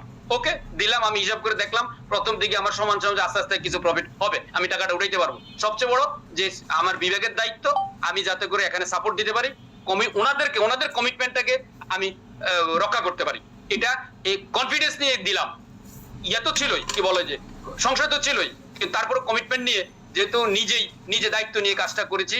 এবং পরবর্তীতে 2003 সালে যখন ওনার ওই আমিন ভাই 125 ফর্মের প্রিপারেটরি ইয়াতে নিয়ে আসলো, আমরা ধরা খেলাম, উনি এমডি হলেন, আমরা এই মার্কেটিং প্ল্যানটা কলাপস করলো, ওই সময়ে সব লস হওয়া শুরু করলো, আপনারা সবাই জানেন যারা পুরানো আছেন। দেন একটা সময়ে আমি এখন সবাই কেমনে অফিস চালাবে, তখন তো আমরা সেখানে খুলনার অফিসটা নিয়েছিলেন সাইদ ভাইয়ের সাপোর্টে, সাইদ এবং স্বপনের সাপোর্টে মাহবুব রহমান সুমন, আর হইলো কি গোলাম রাব্বানি সুমন, আর সিলেটে নিয়েছিলেন হোসেন ভাই, মোহাম্মদ হোসেন। সে হোসেন ভাইকে অনেক সাপোর্ট দিয়েছি আমি, গিয়ে যাতে করে এগুলি উঠাইতে পারে। খুলনা আমি গিয়ে অনেক সাপোর্ট দিয়েছি সেই সময়। দেন যখন আমরা কলাপস করলাম, ওই টাইমে লস হয়ে গেল, এখন টাকা নাই, নাই, এই প্রেক্ষাপটটা সাইদ ভাই বলবে। তখন আমিন ভাইয়ের প্রায় 39 লাখ টাকার মতো কম বেশি ওনার লোন হয়ে গেছে, ওনার বাড়ি বানাইছে, এবং এগুলো সব আমি দিছি এই লোনগুলা। যাই হোক, সেটা হয়তো সাইদ ভাই বলবে। করার পর আমরা কলাপস করলাম। এখন তারপরে অনেক চড়াই উত্তরাই পরে আমরা আবার রিবেক করলাম, 4-এর দিকে রিবেক করা শুরু করলাম। তখন একটা সিদ্ধান্ত হলো, অফিসগুলি তো তখন এখন আমি চালাইতে পারবো না, তখন শুধু আমরা না, হোসেন ভাই পারতেছেন, আমি পারতেছি না, খুলনাও পারতেছে না। তখন একটা সিদ্ধান্ত হইলো, ঠিক আছে তোর অফিসগুলো দিয়ে দিলে আমরা দিয়ে দেবো একটা কমন বোর্ডে একটা ক্রাইটেরিয়া রেজুলেশন হয়েছে, সেই রেজুলেশনে যে 250 টাকা ধরে যেই প্রফিটটা হবে, এই প্রফিটের সকল খরচ বাদ দিয়ে যে প্রফিট হবে তার প্রফিটের 25% রয়্যালটি হিসেবে আমরা পাবো। কারা? যারা ন্যূনতম 5 লাখ টাকা ইনভেস্টমেন্ট আছে, এখন ডেপ্রিসিয়েশনকে অডিট করে যদি পায়, আমার পাইছে 12 লাখ টাকা, খুলনার পাইছে 3.5 লাখ না 4 লাখ টাকা, হোসেন ভাই পাইছে 7 না 8 লাখ টাকা। আমাদের ওই টাকাটা ফেরত দিছে এবং কোম্পানি অফিসটা নিয়ে নিছে, অর্থাৎ কোন কোম্পানি প্রাইভেট অফিস থাকবে না, এগুলি কোম্পানির অফিস। ওকে, আমাদের রেজুলেশনটা করা হলো আমরা রয়্যালটির 25% পাবো। আরো একটা মিথ্যা কথা বলতেছে যে, বুঝছেন কিন্তু, যে পুরা কক্সবাজারের বিভাগের লক্ষ্মীপুর অমুক এগুলিরও নাকি আমি নিয়েছি, সম্পূর্ণ মিথ্যা কথা। অনলি চট্টগ্রামের ওখানে কয়েকটা গ্রুপ করা হয়েছে, গ্রুপ নেট অফিস, আবার ওই যে গ্রুপগুলি যেগুলো করা হয়েছে সবগুলির হিসাব করে সকল মান্নানের বেতন ছিল 1 লাখ টাকা, এটা এখান থেকে যাইতো। এর অ্যাডমিনিস্ট্রেটর এরকম 7-8 জন এমপ্লয়ি ছিল, সকল বেতন বাদ দিয়ে যেই অ্যামাউন্টটা দাঁড়ায় প্রফিট 250 টাকা হিসাবে, তার 25% রয়্যালটি আমি এভরি 3 মাস পর হিসাব হইতো, এবং এটা অ্যাকাউন্টসে আছে। আমি আজ ক্ল্যারিফাই এই জন্য করলাম, সুযোগ পাই নাই, এই কথা আমার প্রচুর কমিউনিটিতে এটা ছড়াই গেছে, এবং আমিন ভাই সবাইকে এটা বলছে আমি কোটি কোটি টাকা এখান থেকে নিয়ে গেছি, যেটা মিথ্যা, এবং প্রতিবাদ করলাম। দেন আরেকটা, রাউতি হারবালের আমি হিডেন ডাইরেক্টর। মানে কি বলবো, মানে ভাষাও নাই এগুলি নিয়ে প্রতিবাদ করার, ভাষা নাই, খারাপ ভাষা ইউজ করতে পারি না, এই শিক্ষা নাই, এই পারিবারিক ঐতিহ্য নাই। তীব্র প্রতিবাদ করলাম। কোন যদি এরকম প্রহুত, আমি যখন হোসেন ভাইয়ের সাথে কথা বলি, আমিন ভাইয়ের সাথে ইন্ডিয়া থাকতে আমি বহুবার বলছি আমিন ভাইকে একটু দেন কথা বলি, বলবে না, বরং ওখান থেকে হোসেন ভাই বারবার বলতেছে আমি নাকি কোম্পানি করতেছি জেনারেল হারুনকে নিয়ে, তার কাছে প্রমাণ আছে আমিন ভাইয়ের কাছে। আমি এর কিছুদিন পরে আমি আশরাফুল আলমকে নিয়ে কোম্পানি করতেছি, ওনার কাছে প্রমাণ আছে। হোসেন ভাই জিজ্ঞাসা করেন, এগুলি আজকে রেকর্ডেড, আপনি কথা বলছেন কিনা, যে আপনি কতবার আমার আবার হোসেন ভাই জিজ্ঞাসা করতেছে আপনি কোনো করছেন কিনা। আমি কি আপনি 200% নিশ্চিত থাকেন এইসব কোম্পানি করার জেনারেল হারুন কিন্তু আশরাফুল আলমের সাথে কোনো প্রশ্নই ওঠে না। জিজ্ঞাসা করেন, যাদের জিজ্ঞাসা করার আছে উত্তরও নিয়েন এবং বুঝে নিয়েন এগুলি কইছে কিনা। এবং যদি আবার হোসেন ভাই যদি অস্বীকার করে, সেটা আমার কিছু করার নাই, আশা করি করবেন না। উনি গত সপ্তাহে আমার সাথে এটা নিয়ে আমি কথা বলছি, উনি স্বীকার করছেন, হ্যাঁ এটি বলছে, এগুলি বলছে।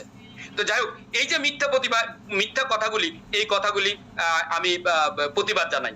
তো আরো অনেক কিছু আছে, আমি তো বললাম একদিনে, এমনি তো অনেক টাইম হয়ে গেছে। ডিটোকে অ্যাসোসিয়েটস কে যখন 18 সালে ডিটোকে অ্যাসোসিয়েটস হয়, আপনারা সবাই দেখছেন কিনা, আমি আমেরিকায় বসে অনেককে দেখাইতাম, এই হলো আমাদের ওয়েবসাইট, এই হলো আমাদের ফাউন্ডার ডাইরেক্টর, এই হলো আমাদের সকল ডায়মন্ড, এই হলো আমাদের সকল লিস্ট আছে, এবং সকল আমাদের ছিল, সকল এজিএম এর রিপোর্ট ছিল, অ্যাকাউন্টস রিপোর্ট ছিল। কোম্পানির এত সুন্দর, কারণ এটা টিপু সহ, আমাদের যে জিএম টিপু সহ আমরা এটা অনেক যত্ন করে করছি, অনেক জিনিস তথ্য দিয়ে আমরা করছি। 18 সাল পর্যন্ত আমাদের এটা অ্যাক্টিভ ছিল। 18 সালে যখন টিটোকে অ্যাসোসিয়েটস করছে তখনই এটা বন্ধ করে দেওয়া হয়েছে, এবং আমিন ভাই এটাকে আর রিনিউ করে নাই, কারণ এটা ডোমেন ছিল আমিন ভাইয়ের কাছে, এবং আমিন ভাই রেজিস্ট্রেশন করতো। কত $120 লাগে?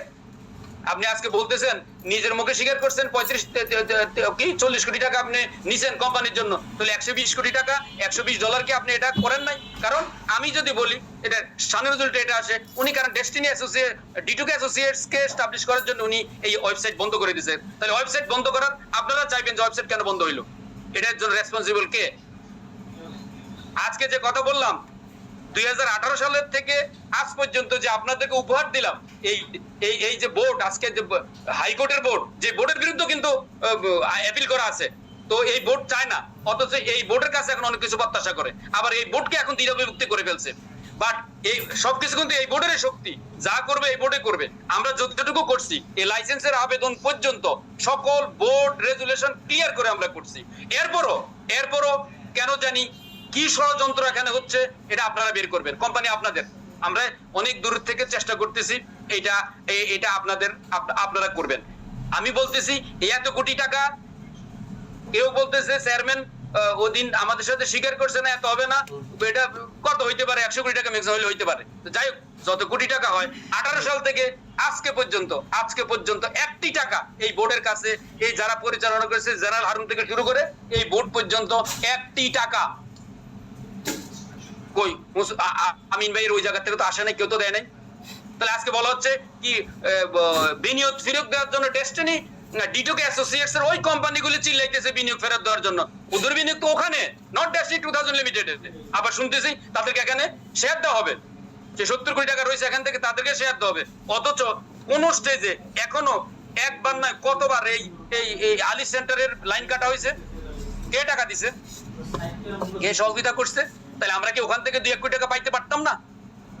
বলেন, এই বোর্ডে বলেন, জিজ্ঞাসা করেন, বোর্ডের সাথে আপনারা বসেন যে কেন এই মাসও কাটার অবস্থা তৈরি হয়েছে, 2 জন লয়ার আছে, তাদের টাকা দিচ্ছে না, মানে কোত্থেকে দিবে? এই জন্য তখন বলছিলাম যে করে হোক, কষ্ট করে হলে ব্যবসাটা চালু করলে আমাদের লোকগুলো ব্যবসা করে খেতে পারবে, তাদের ইয়াটা পাবে, পাশাপাশি এই খরচগুলি অন্তত বিয়ার করতে পারলে আমরা অন্তত বাঁচি। তারা নিজেরা করে ব্যবসা ওপেন ছাড়া, ব্যবসা শুরু ছাড়া কোনো সুযোগ নাই এই কাজগুলি মিট করার। এই স্পিরিট থেকে আমরা বলতেছি ব্যবসাটা চালু করো, 1 নম্বর এজেন্ডা সেই 2020 সালে। আমরা এই সুযোগটা পেয়েছি 5-এর পরে, আমরা সবকিছু রেডি করলাম। ফাইনালি কে জানি একজন বললো, আমিন ভাই নিজে বলছে, এটা আমিও শুনছি, ঠিক আছে লাইসেন্স আবেদন করবে, তার ব্যবসা শুরু করো। লাইসেন্স আবেদনের পরে দেখি অন্য কাহিনী, এখানে অন্য কাহিনী, রাতের পর রাত, সারা রাতে রমজানে মিটিং করে সব বাইর করবে ওখান থেকে দুষ্কৃতিকারী। আমরা কাকে দুষ্কৃতিকারী বলতেছি? কারা এরা দুষ্কৃতিকারী? এরা চেষ্টা করতেছে কোম্পানিটাকে বাঁচানোর জন্য। আমি তো বলি এখানে গ্রুপ হইলো 2টা, একটা হইলো কোম্পানির পক্ষের শক্তি, যে 3টা লক্ষ্য বলছি, যে 3টা লক্ষ্যের বাস্তবায়ন করার জন্য কাজ করছে, তারা হলো কোম্পানির পক্ষের শক্তি, আর যেটার বিরোধিতা করতেছে এরা হলো কোম্পানির বিপক্ষের শক্তি। এর মধ্যে আর কোনো গ্রুপ নাই। এখন হোসেনের গ্রুপ নাই, মোহাম্মদ আমিনের গ্রুপ নাই, মোহাম্মদ গুফরানুল হকের গ্রুপ নাই, কারো গ্রুপ নাই। গ্রুপ 2টা, কোম্পানির সপক্ষের গ্রুপ, কোম্পানি চালুকরণ, কোম্পানির জন্য কাজ করা, আর কোম্পানির এটার বাইরে যারা আছে তারা বিপক্ষ গ্রুপ। আপনারা আইডেন্টিফাই করেন এবং আইডেন্টিফাই করে চেষ্টা করেন তাদেরকে গ্রুপে নিয়ে আসতে। সবাইকে আমার এতটুকু আমি অনুরোধ করি যে আপনারা এই কাজগুলি করেন না, আমরা যাতে করে এই ধরনের প্রোপাগান্ডা না করে, এই ধরনের ক্ষতি হয় আমাদের পুরো কোম্পানির, এটা যেন আমরা না করি। তারপর আরেকটা প্রশ্ন করেছেন, আমরা যেটা গতকাল দেখেছি, আমাকে হোসেন ভাই পাঠাইছে বিশ্বজিতের ভিডিও, একটা দিয়ে বুঝতে পারেন, আর কিছু বলবো না। যে লোকটা আপনারা দেখছেন 13 বছর না, এই আগেরটা বাদ দিলাম, 12 বছর পরে জেল গেট থেকে শুরু করে, হাসপাতাল থেকে শুরু করে আজকে প্রতিটা মুহূর্তে বিশ্বনাথ পোদ্দার, হ্যাঁ, তার কথাই বলতেছি, সব জায়গায়, এমনকি আমি দেখছি বৈশাখীতে মনে হয় যে মোহাম্মদ রফিকুল আমিনের মালিক হইলো দুইজন, একজন ইঞ্জিনিয়ার শহীদুল ইসলাম আর একজন হলো বিশ্বনাথ পোদ্দার, দুইজন দুই সাইডে যেভাবে থাকে। আজকেও প্রোগ্রাম দেখছি, হোসেন ভাইরে পাঠাইলাম যে আপনি বললেন, আমার বলতেছে না ও ইয়া করছে, এমডি সাহেব তারে বহিষ্কার করছে, তার কার্ড রেখে দিছে, তারে বাইর করে দিছে।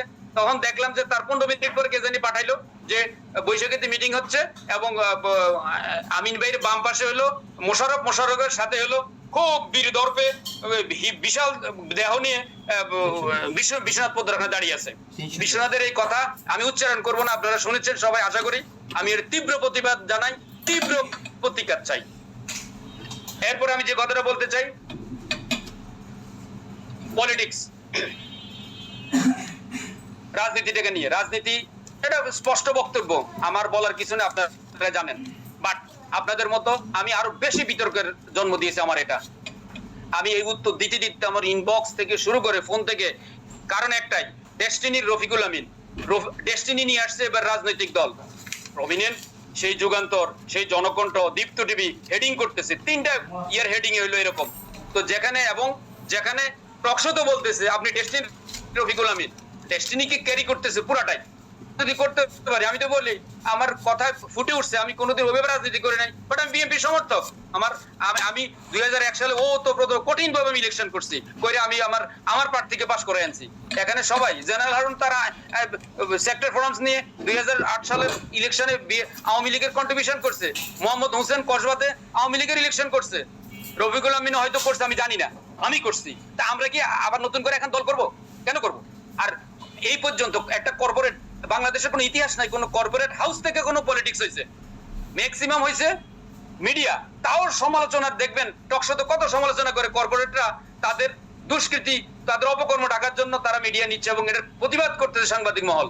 আর এই নতুন করে আমরা এখন জন্ম দিচ্ছি যে কর্পোরেট হাউস রাজনৈতিক হাউসও করবে, যদিও আমিন ভাই ব্যাখ্যা দিচ্ছেন এটা, বাট এটা অপ্রতুল। আমিন ভাইকে আমি অনুরোধ করব, আপনি এটা আরো ক্লিয়ারলি করবেন।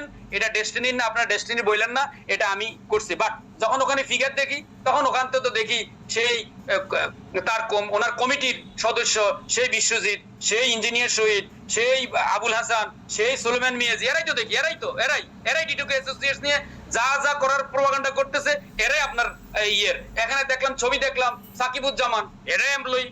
বলবেন যে এদের অধিকার আছে, কিন্তু ডেস্টিনি যাচ্ছে এবং ডেস্টিনিকে আমি এখানে মুছতে পারবেন না।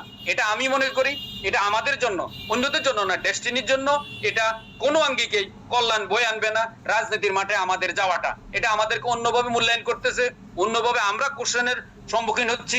বিশেষ করে চ্যানেলগুলিতে কমেন্টগুলি আপনারা সবাই পড়বেন, তাইলে দেখবেন যে কিভাবে আমাদেরকে সংজ্ঞায়িত করতেছে। আমরা অনেকটা মানুষের খারাপ সমালোচনার থেকে বাইরে আসছিলাম, এই রাজনৈতিক দল ঘোষণার মাধ্যমে এটা আমরা আবার নতুন করে ভোর করতেছে। এবং দ্বিগুণ, আমি 12 সালে যে সমালোচনার মুখোমুখি হই নাই, কোশ্চেনের মুখোমুখি হই নাই, এখন আরো বেশি আমি কোশ্চেনের মুখোমুখি হচ্ছি। তো এটা আপনারা দেখবেন। আমার আরো অনেক কিছু নোট ছিল, আমার মনে হয় যে আর আমরা